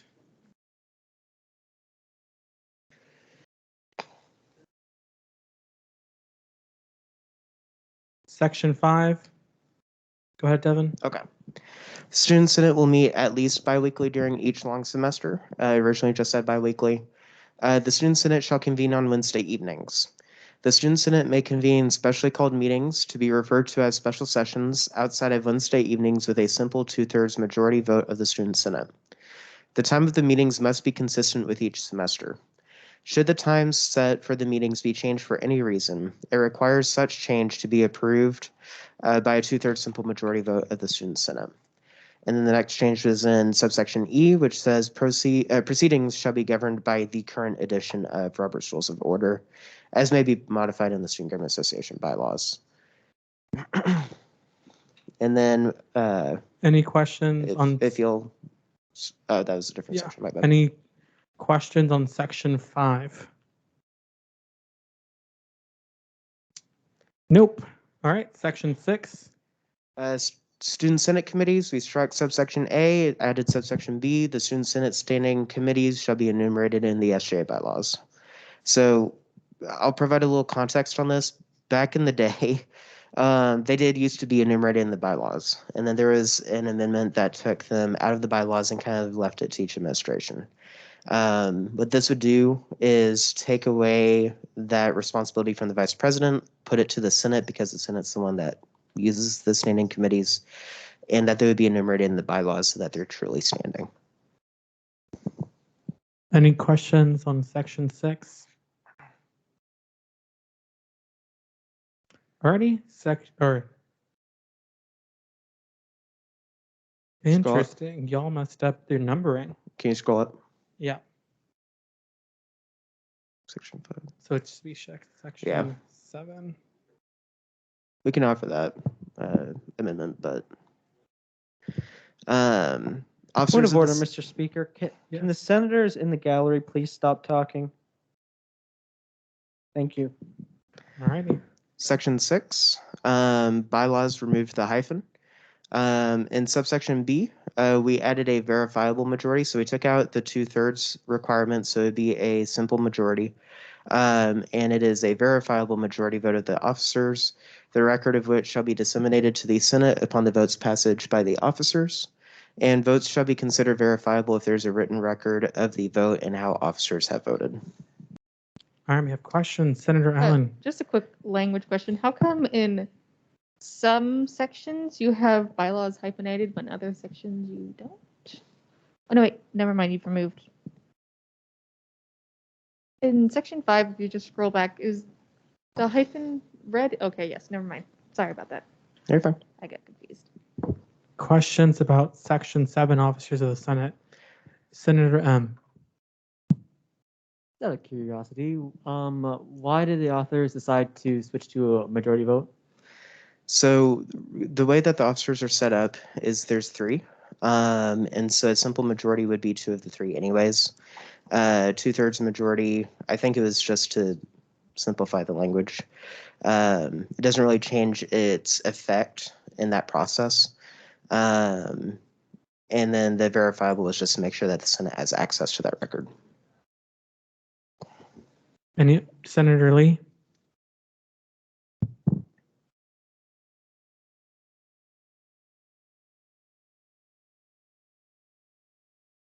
So just again, like technically the language is vague, even though the section says officers of the Senate, you switch from saying the officers of the Senate to say upon the vote passage by the officers when previously you referred to officers as being members of the executive. And I just, sorry, how can I make this question? Just if you considered that as a loophole or if because it's under the section, it's not considered that. Are you referring to the officers section at the beginning that we referred to? Kind of both because when I asked the question before, you're like, well, there's a distinction between the officers of the Senate versus here.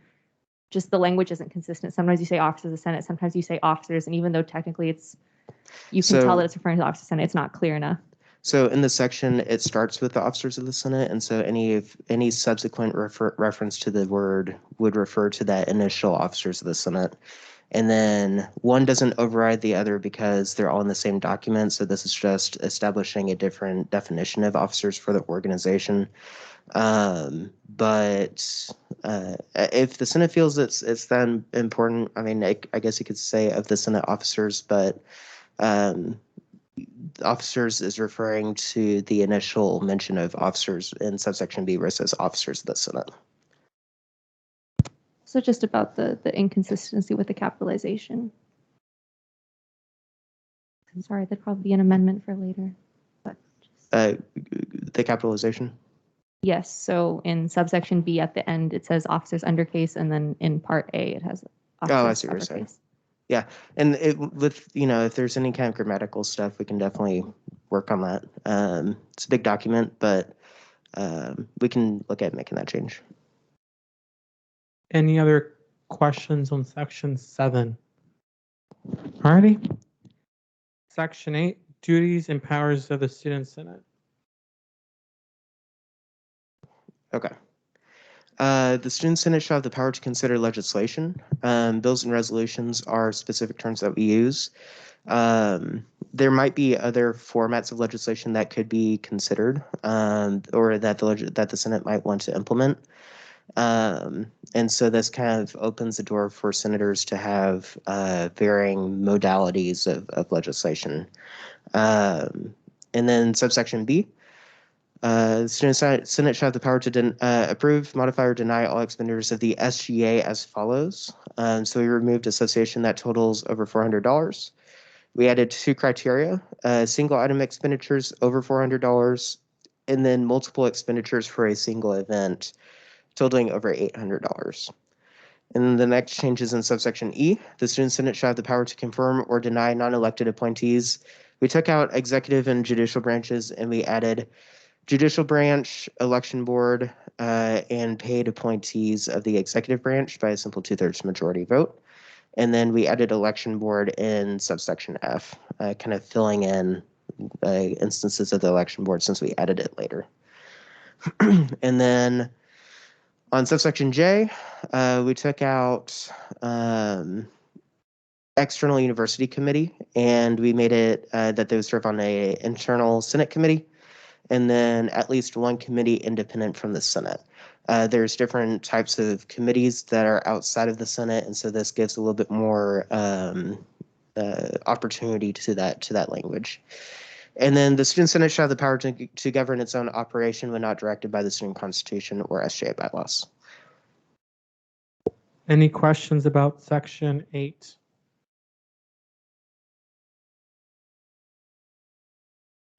Oh, Solani, go ahead. Senator Banerjee. Okay, so for the committees that are independent from the Senate, is that to include committees beyond like Senate external committees? Like, are you trying to be more inclusive of other potential? So when you say Senate external committees, you're not referring to legislative affairs, internal affairs. No, all the other ones that are under Maya's. Oh, yeah, that's what's considered an external committee now, and that would be independent from the Senate. Okay. So you could serve on one of the advocacy committees. You could serve on a departmental committee.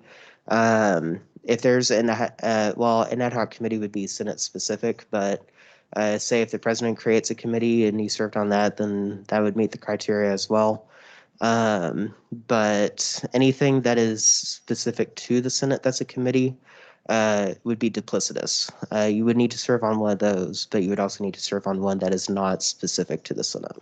Right. I guess to reword my question, is there a specific reason that it's worded as independent from the Senate rather than the Senate external committees? Well, we don't really refer to those as Senate external committees because they're not specific to the Senate. There's lots of different types of committees, and the committee, I think, was concerned that by saying external university committee, that language is broad but also specific. The way that we classify committees, that we have classified committees, is we have advocacy committees, university committees, and then departmental committees. The university committees that we have are stuff like Eagle's Nest and RAUP, for reasons beyond my understanding. I guess because it serves the whole university, but a lot of other committees do as well. So there was some ambiguity behind the language that actually made it more restrictive, and so this broadens it. It could be a committee maybe by a college department. The Title IX committee that we're creating, it could be that too. But if it's specific to the Senate, then you would need to serve on that, but you couldn't do that to fulfill the other requirement. Senator Cal? Sorry, I do actually have a question. Does this language allow for a senator to fill that requirement? Could they be on like a student advisory committee for a college? Mm-hmm. Okay, just checking. Now, the way that's worded now, you can make the argument it would be restrictive in the sense that you couldn't do that because it's not university-wide. So with the new language, it would offer you the opportunity to do so, whereas you might not have that opportunity now. Any other questions? If not, we'll move on to section 9. Summer Senate. Okay. Subsection A didn't change. Subsection B. The student senators shall be selected by the Senate.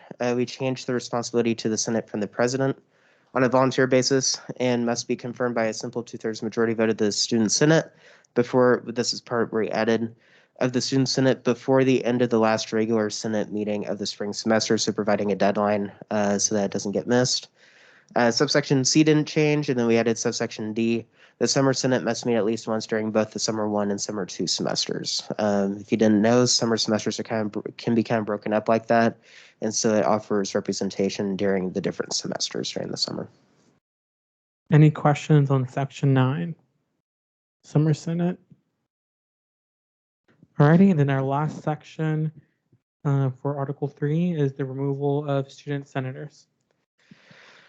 The only change in subsection A is there was some ambiguity with majorities, so we added simple. Subsection B, we added a criteria.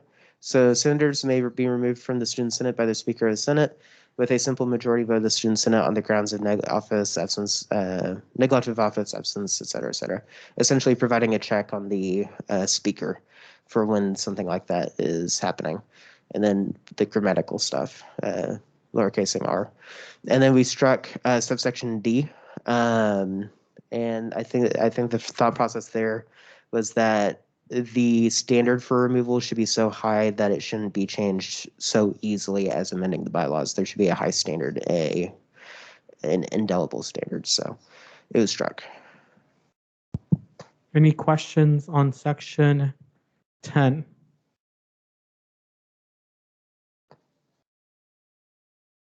Nope. All right. Article 4. And this I'm going to do as the, I'm going to have you review it as the whole entire article. Except for section 8. Section 8 we'll consider its own thing. Okay. Section 1 and 2, no changes. Section 3. Subsection C was struck. The president and vice president shall serve a concurrent term of 2 summer semesters and 2 long semesters, the fall and spring of 1 academic year. Can you scroll up a little bit? Oh, okay. I don't really serve 2 summer semesters, so that was a problem, and it's also contradictory with the next section. So we added at the back end of that. So the president and vice president shall officially assume office on June 1st following their election and shall vacate their offices the following May 31st, providing a deadline by which to leave the office. And then it resumes the following June 1st for the next administration. Section 4. Added the student body president must have attained and then struck out of the student body and the student government association is just bulky. Must have attained junior status by the time of the assumption of office. And we took out and must be in good standing with the university. That's implied in the officer requirements elsewhere in the document. The following 2 sections were subsections were struck, and these 2 were added. An individual may only serve 1 term as the student body president. An individual may only serve 1 term as a student body vice president. And an item was added under that says an individual may not serve as vice president after having served as president. Subsections F and G were struck. Again, kind of going back to the officer requirements, and then the high standard for eligibility. Student Government Association turned into SGA. Nothing too crazy there. President shall be empowered to set policy consistent with the Constitution and the SGA bylaws in the absence of direction from the Student Senate. Bylaws are just as important as Constitution to follow, and so that was added. And then the president shall have the responsibility to versus be empowered to perform other duties as directed by the Student Senate or as required to achieve the purposes of the Constitution. Duties and powers of the vice president, the student body vice president, again, fixing the bulky language. Allowed the power, duty to serve. Subsection C was struck. Again, that's referring to the standing committees. Section 7, removal of elected executives. The standard of an absolute 2/3 majority was applied for the removal of elected executives, being the president and vice president. And then University of North Texas Student Government Association was just turned into SGA bylaws per that section in Article 1. All righty. Do we have any questions for Article 4, sections 1 through 7? Senator Reese? Hi, I just wanted to make like an organizational point. So I've noticed that when you guys strike a subsection, like for example, how on section 3 of election of executives, you go from A, B, strike C to D. Would that be subject to change from D to C? Can you scroll up to section 3, David? Yeah, that would need to be corrected. Yeah, it's throughout the document. So I just wanted to make sure that it wasn't like A, B, then D. Sure. So something to highlight currently, if we scroll down, and I know I'm scrolling down, because any, where is it?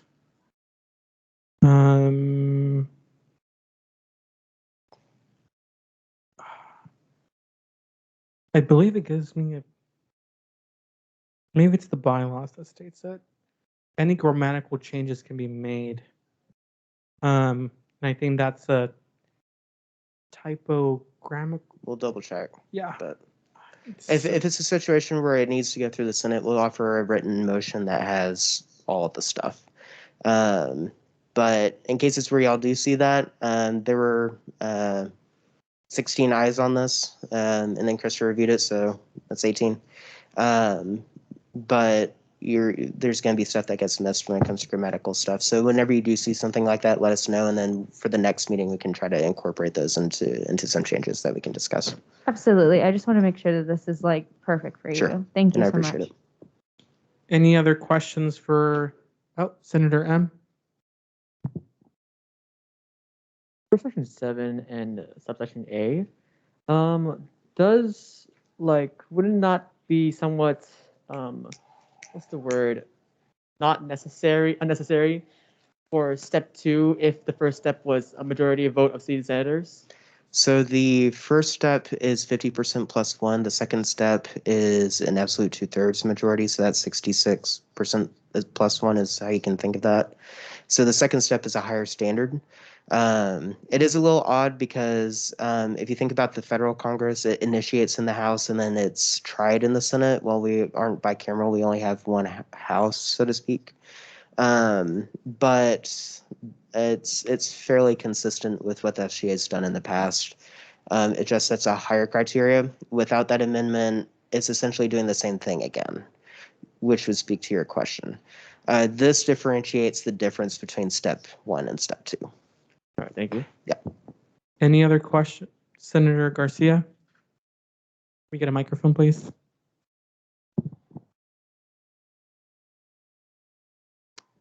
So for, let's see, section 7, subsection A, why did you feel the need to include absolute 2/3? Why'd you edit the 2/3, I guess? So the Supreme Court, I think it was back in 2016, established the definitions for the majorities. There's 3 criteria, or there's 3 variations. There's a simple majority, a simple 2/3 majority, and an absolute 2/3 majority. Simple majority is 50% plus 1. That's typically for lower level approvals. I don't think appointments are in that, but there are certain things that are just simple majority. Simple 2/3 is 2/3 of all people in the room when the vote's being taken. And it's a medium standard essentially. And then an absolute 2/3 majority is 2/3 of the entire Senate. So not of the 45 seats, but I don't know how many seats we currently have, but say we got like 22, it'd be 2/3 of the 22. And then anyone who doesn't show up to the meeting is essentially a no vote. It counts against the vote in favor. If y'all want, I can also provide the ruling so that y'all can review it as well. But the understanding is if the student body elects the individual to that position, there should be a high standard for removal. And it also differentiates between the first step and the second step. Any other questions for Article 4, Sections 1 through 7? Nope. All right, moving on. Section 8. I believe is the last section of this article.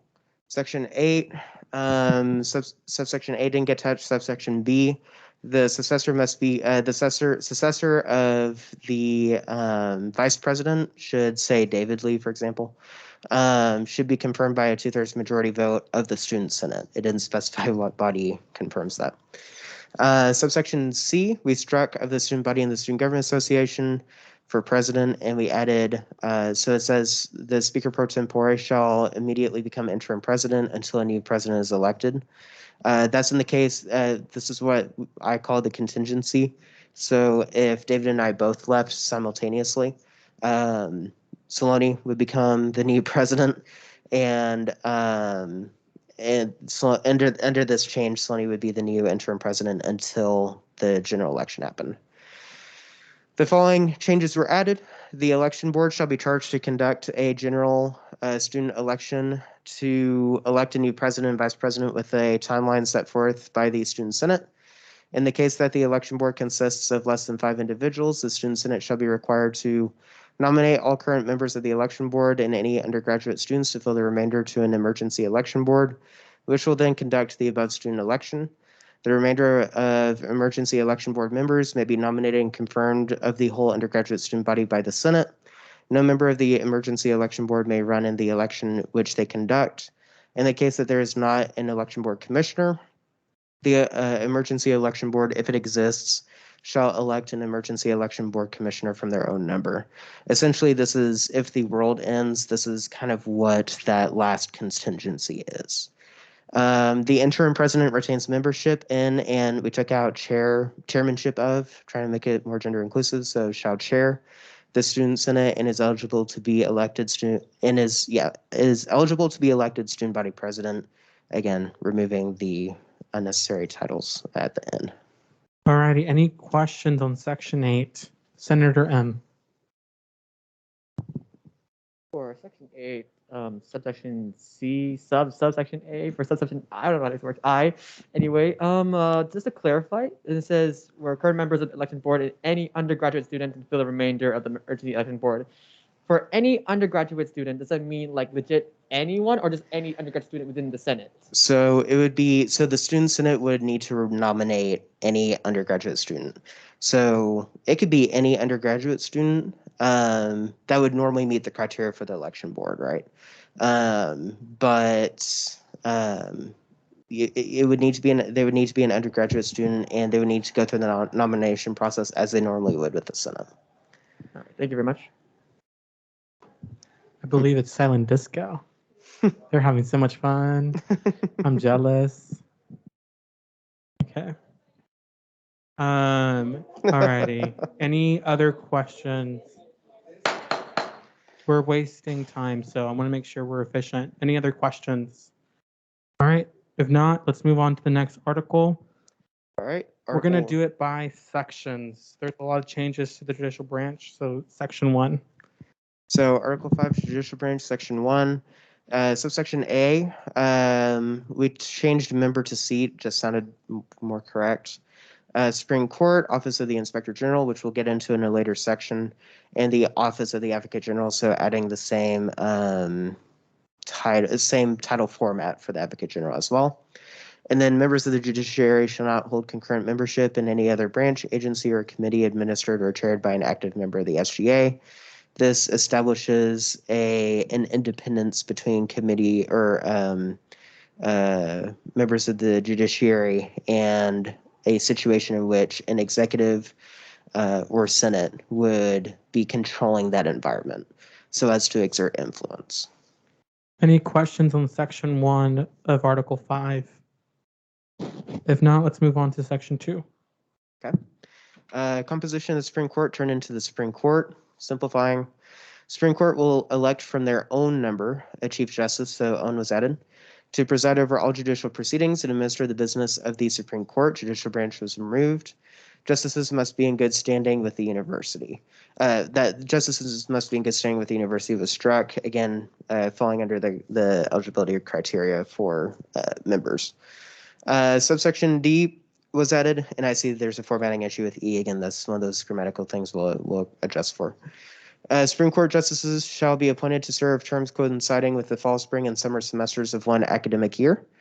The Supreme Court shall have binding original jurisdiction over disputes arising in the Constitution, the SGA bylaws, and its component documents meaning executive policy manuals, Senate Code of Conduct, etc.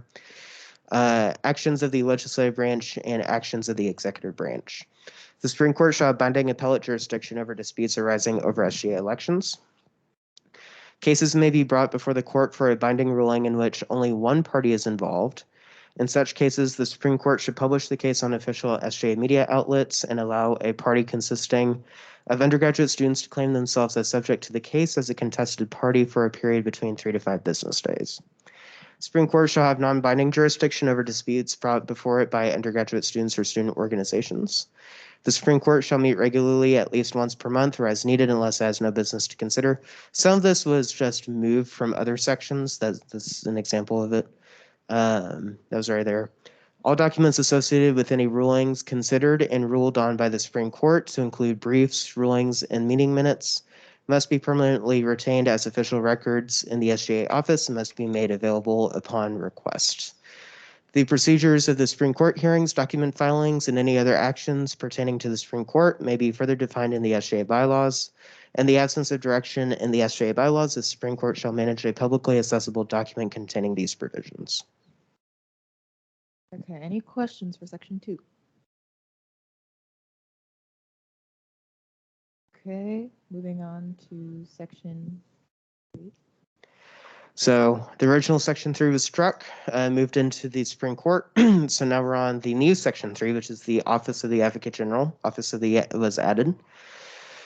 No change to subsection A. Subsection B, the Advocate General will advise the SGA in legal matters and shall only represent the SGA in judicial proceedings before the Supreme Court. Essentially, they wouldn't be able to represent another entity outside of the SGA.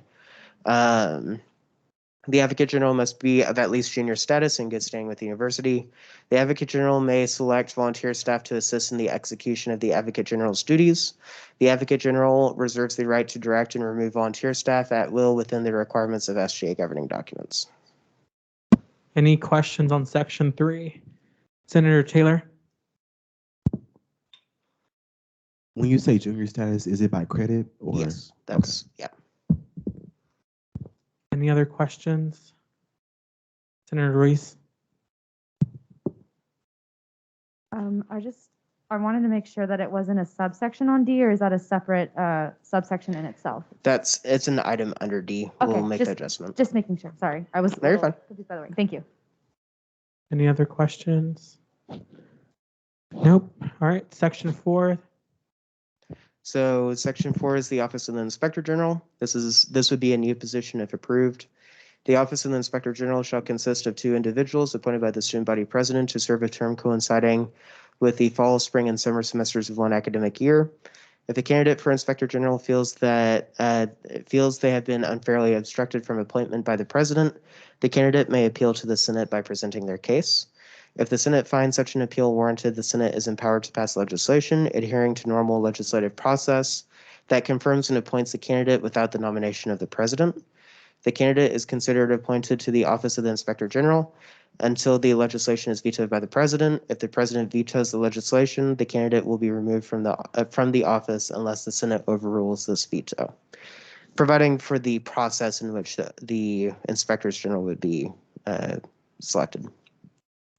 The Office of the Inspector General will regularly audit and review SGA activities and materials to advise the SGA on corrections and potential violations of governing document statutes. Essentially an auditor. Let's go down. Inspectors General must be of at least junior status and good standing with the university. The Inspectors General and the Office of the Inspector General's staff shall not be required to take any action as requested or dictated by any other member of the SGA, UNT faculty, or staff unless required by UNT policy or any applicable laws. The Office of the Inspector General may be compelled to initiate a special investigation into actions taken by active SGA members by a simple 2/3 majority vote of the Senate or by order of the President with just cause. The Inspectors General shall have the authority to independently initiate a special investigation with just cause and unanimous agreement of both Inspectors General. Investigations involving legal or university policy violations will be deferred to the appropriate authorities. The Inspector General may select volunteer staff to assist in the execution of the Inspector General's duties. The Inspector General reserves the right to direct and remove volunteer staff at will within the requirements of SGA governing documents. The Office of the Inspector General shall assist any undergraduate student who requests help in drafting a Supreme Court brief. The Office of the Inspector General shall not otherwise participate in Supreme Court hearings unless compelled to by the Supreme Court or unless involved directly in the case pending before the Supreme Court. And I see the item issue. We'll adjust for the formatting. I'm circling all of them, by the way. Yep. All right, we have questions. Senator Allen? Just a tiny one. Is the Inspector General a paid position? So there's nothing in here that requires it. That's something that could be discussed. That's also something that I suppose it's complicated. So because the reason why I say it's complicated is because the executive branch requests SSF funding. And so if the executive branch doesn't factor that in, then that could play a role. But if it's required that they be paid, then they would need to do that. As of now, it's not a paid position. Okay. And I think there's an add-on by Casey. So. Casey? Yes, it was discussed on whether it should be paid. We went around a little bit of what that should look like, and ultimately we decided on it not being paid. If that's something that they want to do in the future, they're more than willing to do that. But as a new position, it's probably best that it stays unpaid, and I think that's what we had a consensus on, that, going forward, that's what it would look like. All right, Senator Ruiz. Hey, Casey. So regarding the volunteer staff, how exactly is that going to work? Would they have to be, so would they be regular students, or are they students that are also in SGA that are appointed? Are they part of different, could they be in the executive branch? Could they be in So, in Devon. It's all good. I'm so sorry, Casey was speaking. I No, it's apologize. okay. Never been called Casey before, though. That's pretty neat. So the volunteer staff, it's kind of similar to sort of like the election board. So the election board has the election commissioner that's paid, and then the election board that's volunteer. It's important to note that they cannot be a current member of another branch. That's a separate requirement in the Constitution already. But they could be any undergraduate student that would meet any necessary criteria, but the OIG should be able to select volunteer staff as it sees fit, adhering to non-discrimination clauses and all that kind of stuff. Thank you. Any other questions on section 4? Nope. Alrighty, so next article is Article 6, the election board, and we're going to proceed as the whole article. And then section 5 was struck. Yes, 5 and 6 were struck. All right, go ahead, Devin. And just to clarify, sections 5 and 6 were folded into, to the best of what I recall, were folded into the previous sections. I don't know that we cut anything in its entirety. Article 6, the election board. Election board was not mentioned in is not mentioned in the current constitutions, so the commission looked to add this. Article 6, the election board, section 1, name and independence. The entity that oversees and conducts all SGA elections shall be known as the election board. The election board is a body independent from the 3 branches of the SGA. Section 2, rules on the election board. Members of the election board shall be appointed by the election commissioner to serve a term coinciding with the fall, spring, and summer semesters of one academic year. A point on that, there's not any clarity about that process right now, not even really in the election code. We just kind of do what we have done. So this is typically the president will nominate and then the Senate confirms. We believe that the election commissioner, since they'll be working with the members of the election board frequently and not the president, should be the one making that nomination. So that's why that was added. The election board shall govern SGA elections, educate interested candidates for office and referendum parties and election policies, and perform all other duties necessary and legal to execute their duties. Okay.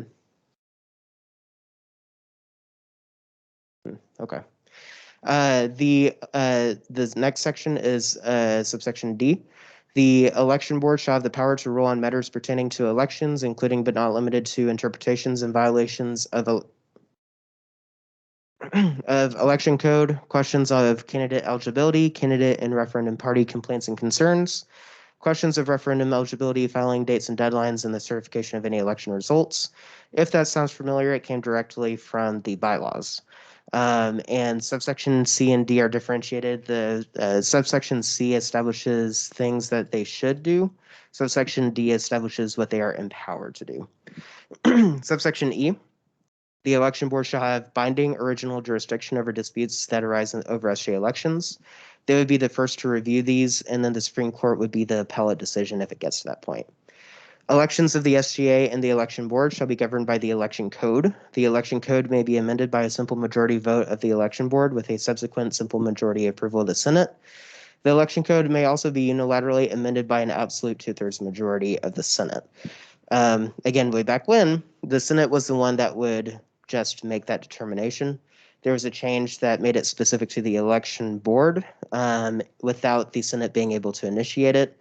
We want to provide best of both worlds. If there needs to be flexibility, the Senate is able to do it with a higher standard, but also maintaining the current process of the election board establishing its code with a simple majority of the Senate. And then allegations of violations of the election code by the election board shall be the sole jurisdiction of the Supreme Court. Essentially, if the election board is violating its own rules, the Supreme Court has the original jurisdiction on that. Any questions on Article 6, the election board? Okay. Alrighty, so these next articles, Article 7, 8, and 9, I'm going to do as a whole group. And it looks like we struck Eagle's Nest. I promise I don't hate Eagle's Nest. It still shows up in the document. We just got rid of it as an entire article.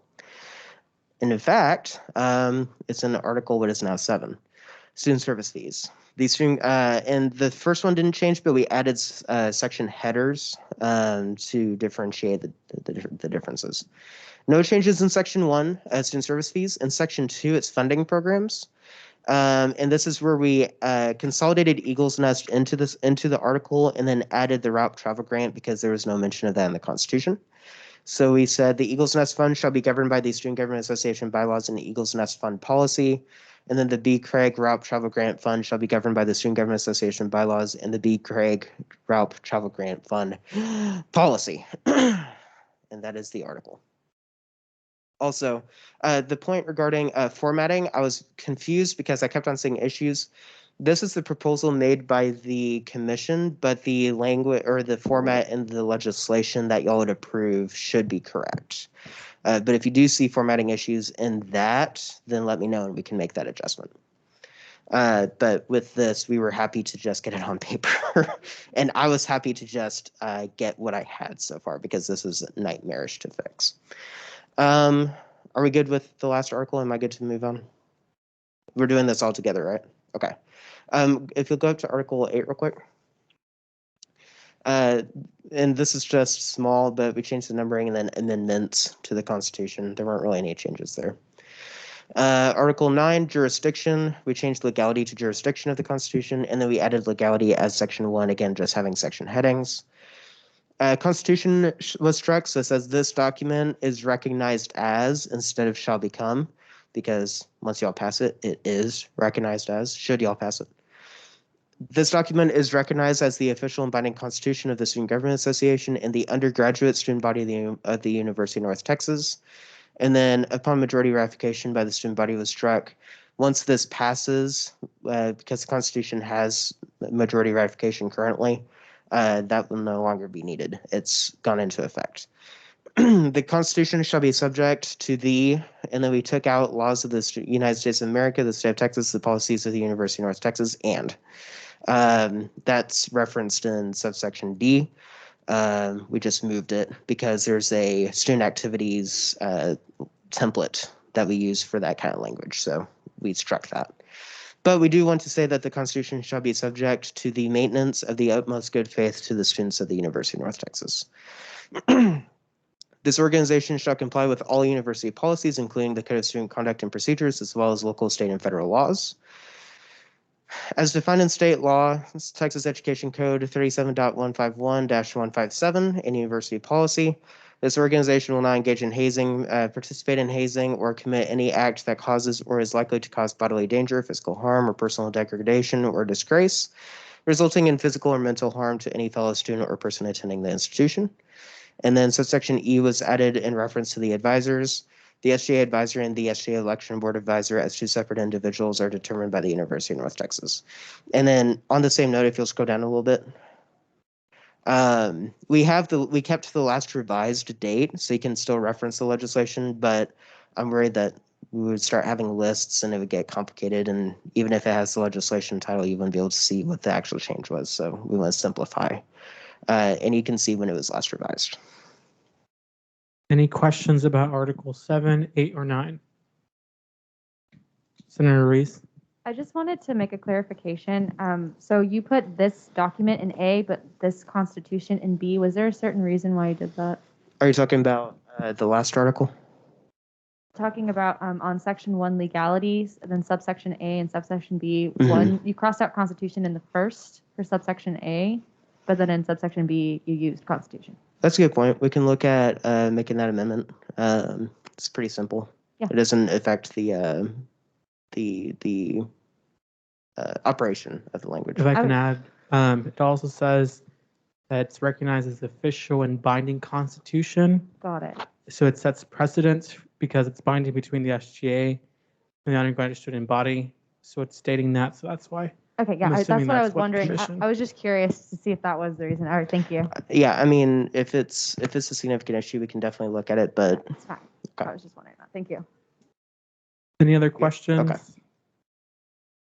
Alrighty. So before Can we- I make a quick Sure. comment? We're gonna get to the next meeting where we'll have discussion and voting. If y'all want to send any recommendations to me, I can forward that to the commission, and if we get enough of them, we could probably schedule a meeting and discuss them. And if there are any formatting issues, let us know with the legislation.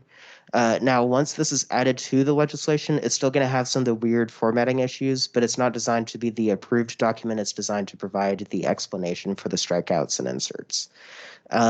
So we might look at adding that to the legislation so that people can see specifically what changed. But that's not what would be going into effect. I want to be very clear about that. But if y'all do have anything, please let me know and I can forward any input to the commission, and we will get into the next meeting. If there needs to be any kind of issues that we need to address, we can definitely take a look at that over the next week. But please communicate so that we can be aware of it going into it. Alrighty.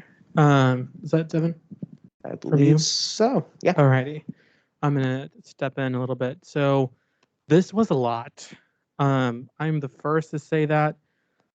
I know I definitely had conversation about how to navigate this. I just want to say thank you for your patience. Thank you for going through this 15-page document and going through every change. It's important, especially with all the distractions going on, even though they're having fun and we love that. One thing I would definitely want to make very clear is next week, if y'all still have questions, we can still have a period of questioning for the authors. I think it's super important since you are advocates for your constituents. Or you can also reach out to the chair if you have any questions as well. But again, this is a lot. I just want to recognize that and thank you for bearing with us. Alrighty. And then of course we'll try to navigate the same way for the period of discussion. So the same format that we did for questioning, we'll do the same thing for a period of discussion / debate so we can vote on this. Do we have any questions about anything that we went over? Again, thank you so much. I know it was a lot. Let's move on to the next item on the agenda. It's just committee reports. If any, campus life and environment, is there anything to report? Don't we have another legislation to go through? I believe did I send a new agenda? Oh my God. Okay, so Senator Johnson withdrew his legislation. So that's why it's not on mine. That's my apologies. Yeah, I'm just letting you know I had like 35 people come to my office today. I had different meetings, so I was bombarded today. There's a lot of changes. Appreciate y'all be understanding. But it was withdrawn from the agenda from Senator Johnson. But now moving to Senate standing committees. Do you have any reports, Senator Johnson? Sure, you can do whatever you need.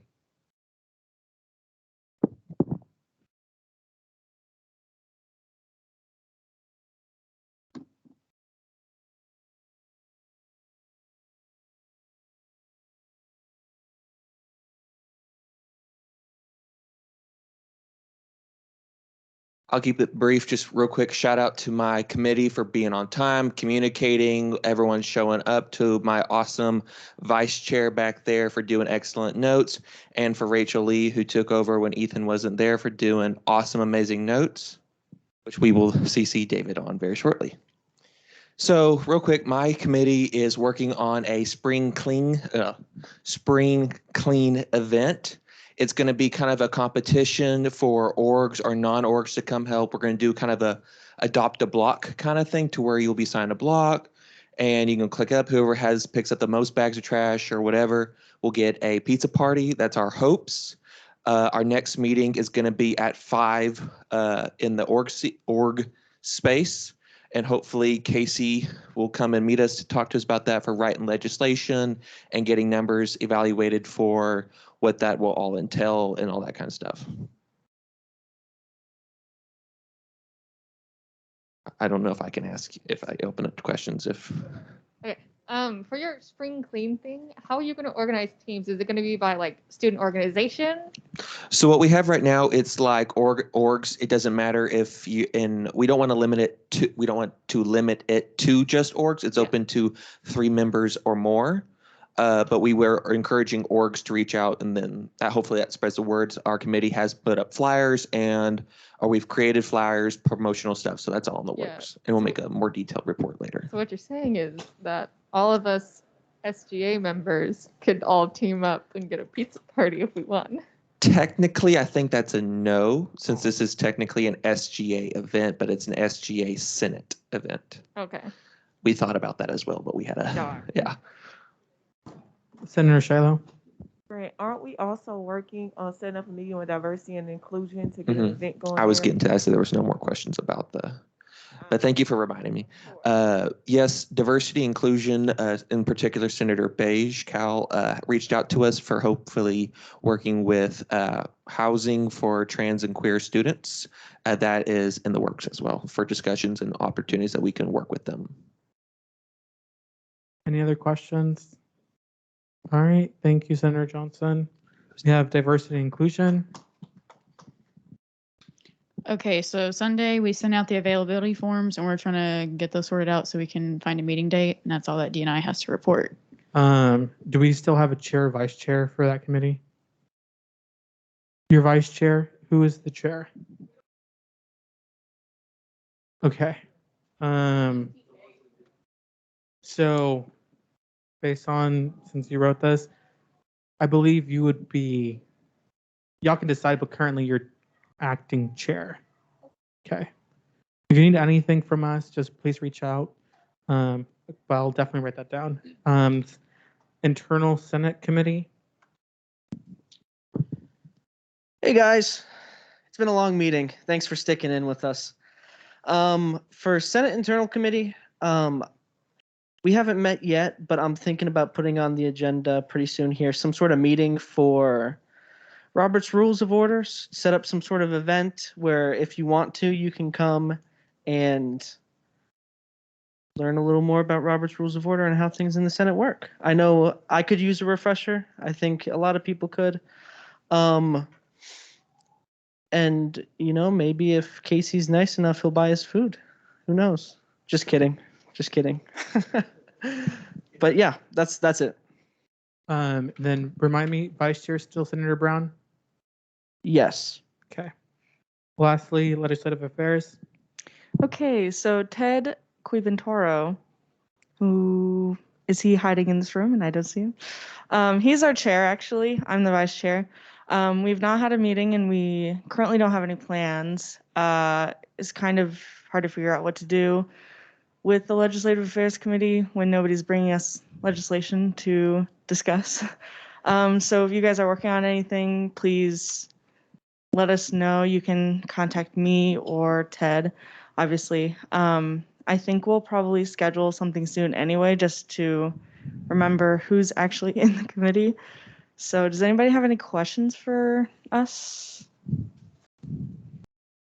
Senator Garcia.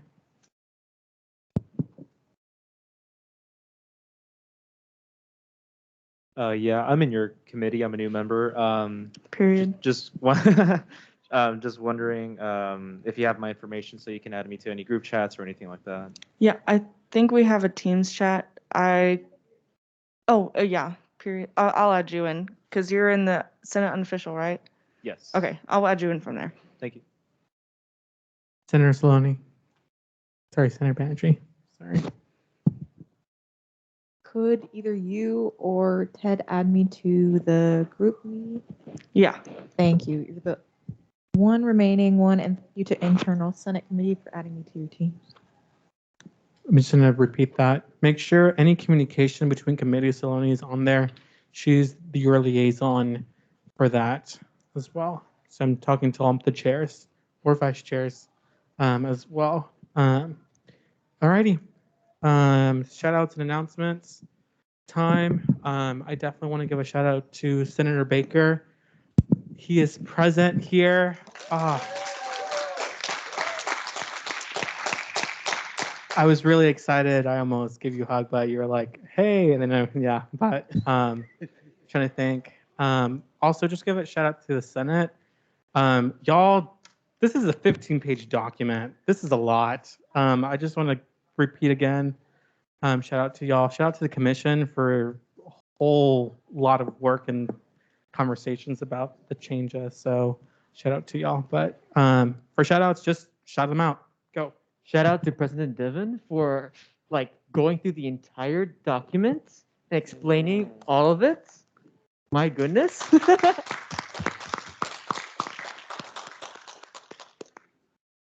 Shout out to Ethan for being Eagle Ambassador of the Week, right? Yeah.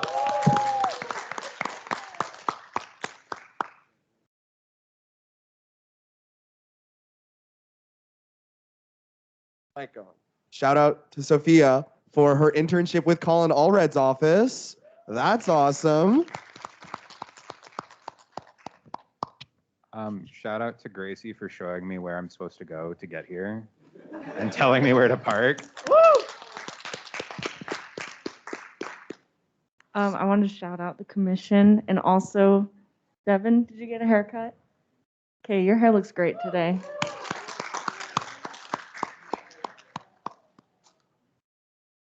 All right, I was gonna make an announcement and a shout out. First, shout out to Ethan as well for their haircuts.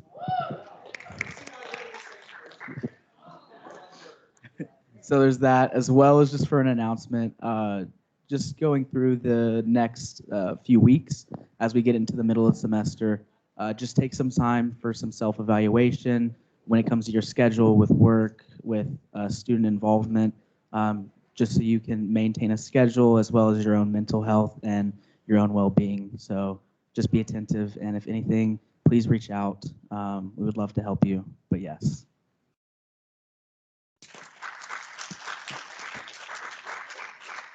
Also, all the noise we've heard all day is BSU silent disco going on downstairs. So if y'all don't have nothing to do after this, y'all can come down there with me and party.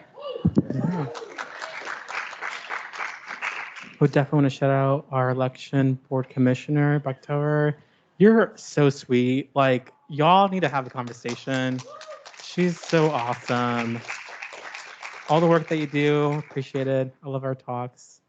Any other shout outs that we have before I move into announcements? Shout out Senator Shiloh for making the legislation, or was it resolution? I don't know, legislation for the holiday thing to make sure that 5 words. A community, one part of the community is represented very well and acknowledged, and you know, that word's that. And what a perfect month to do it in. Devin, you can just talk. No, I don't want to talk over someone, so I'm too nice. They're not in the room, but I want to shout out Trisha Rodriguez, who's the director for Center of Leadership and Service. I had what I imagine was probably about an hour and a half long meeting with her, and putting up with me for any period of time, especially an hour and a half, is impressive. But folks like Trisha, Center for Leadership and Service, they have fantastic insight and are going to be straight up with you. And having folks at UNT who are like Trisha Rodriguez are of high importance to the student body, and I am grateful for staff like that.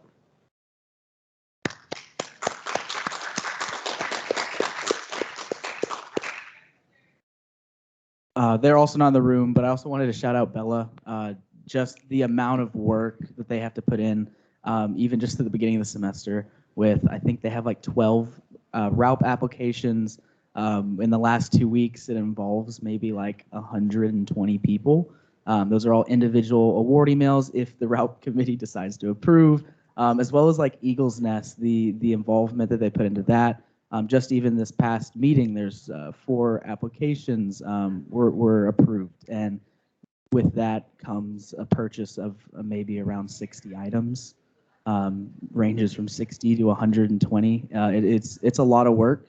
It's a lot of paperwork, a lot of emails. Sometimes you just hear like, oh, we approved money, and now you have the silent disco going on next door. But there's a lot that goes into it, months of requisitions and talking with Krista about money. So I just wanted to shout Bella out. We love you, Bella. I want to add on to that. Just to give you all context, the student allocations director used to be 2 positions. When COVID hit, they merged it in order to save costs and because the workload was a lot lighter. We took a big risk keeping it 1 director, and Bella has exceeded expectations in that position. She's done the work of 2 people who have historically been in that position. I'm very glad to have Bella on the staff. She's doing fantastic work, and I second everything that Casey just said. Hashtag boss. Not material. Okay. All right. Any more? Okay. Wait, I had one. Okay. I wanted to shout out the newest senators who are participating, and I want you to know, even if you ask a question and you're corrected about a motion you're trying to propose or a question or whatever, it happens to all of us, and I think that it's part of the learning process. And just want to shout you guys out. And Senator Lee, I wanted to say that your questions are valid, and you don't have to apologize for asking questions. They're great points of clarification. All righty. One more thing. Any senators who pass legislation, if you wouldn't mind stopping by the office afterwards, I'll probably go start signing stuff. If you're able to, if not, that's fine. Just want to throw that out there. All righty. No more shout outs? Okay. Couple of announcements. I believe applications for any person that wants to run for Senate or President, Vice President is open. Link in bio. I believe this is for senators. If there's anything that needs to be passed for a referendum, the deadline is the 11th. I'm giving you a heads up. If there's anything that y'all want to do that would require to go through a city referendum, the last day to get that done is the 11th with the president's approval. So I'm just throwing that out there. And I'm trying to think. Spring break is almost close by. Go ahead, Devin. Just wanted to add to the referendum point, and I could be completely wrong, and I'll follow up on this. But a referendum doesn't have to be a constitutional amendment. It could be a question to the student body. What do you think about this issue? That might be a good way to get student feedback on something. I wouldn't recommend a lot of it. You want to avoid voter fatigue and all that. But examples, I think, where that might have happened in the past, we have like our tuition fees and we do referendums for that. But if you wanted to pose a referendum to the student body of should this policy be enacted or something like that, something to consider as well. That probably should be reserved more for situations in which I would recommend consulting with me and Krista on that, because Chris is going to have the most expertise and history on that. I've got some. But if you're interested in learning more about referendums, and of course Bakhtavar is a resource, Bakhtavar is the election commissioner as well. But don't think that referendums are, I would think, again, I'll follow up on this. Referendums don't just have to be constitutional amendments. So if that's something you might be interested in, talk to us so that we're not having issues should we get to that point. We want to make sure we're on the same page, but I just want to throw that out there in case y'all want to follow up with something like that. All righty. I move to adjourn this meeting at 8. Oh, we had announcements? Okay, go ahead. Okay, very quickly. Is everyone added to the sub channel on Teams, the Senate 2021 to 2022 with the little lock on it? If you're not, then I would say reach out to David about it. ASAP. And then also the document that I messaged about on the group me, which is the, what is it, like spring 2022 schedule. It only has this month, but if you could add your office hour or hours, that would be great. There are only 10 senators currently who have put it up there. Yes. I'm going to add March as we get closer to it. Any other announcements?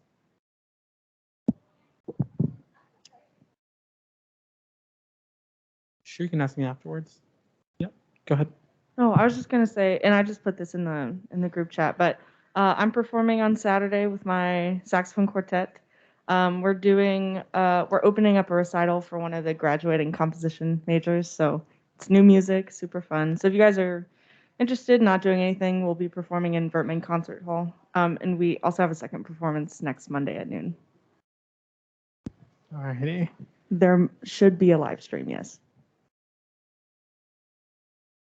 I have a couple announcements. Eaglethon is this Saturday, February 19th, 2 o'clock to 8 o'clock here in the Union. It's basically a dance marathon hosted by the Eaglethon, the organization under CLS, where we raise money for children in the Cook Children's Hospital. You do not have to stay the whole time, but it's carnival theme with like games, prizes, food. You get to learn the dance, and we get to present the check of how much money we raised for Cook Children's Hospital. And this has been a really long meeting. Y'all do lots of work in and out of this room. Y'all probably had work, class, probably both before this. So I hope everybody gets home safe, takes a hot shower, and goes to bed.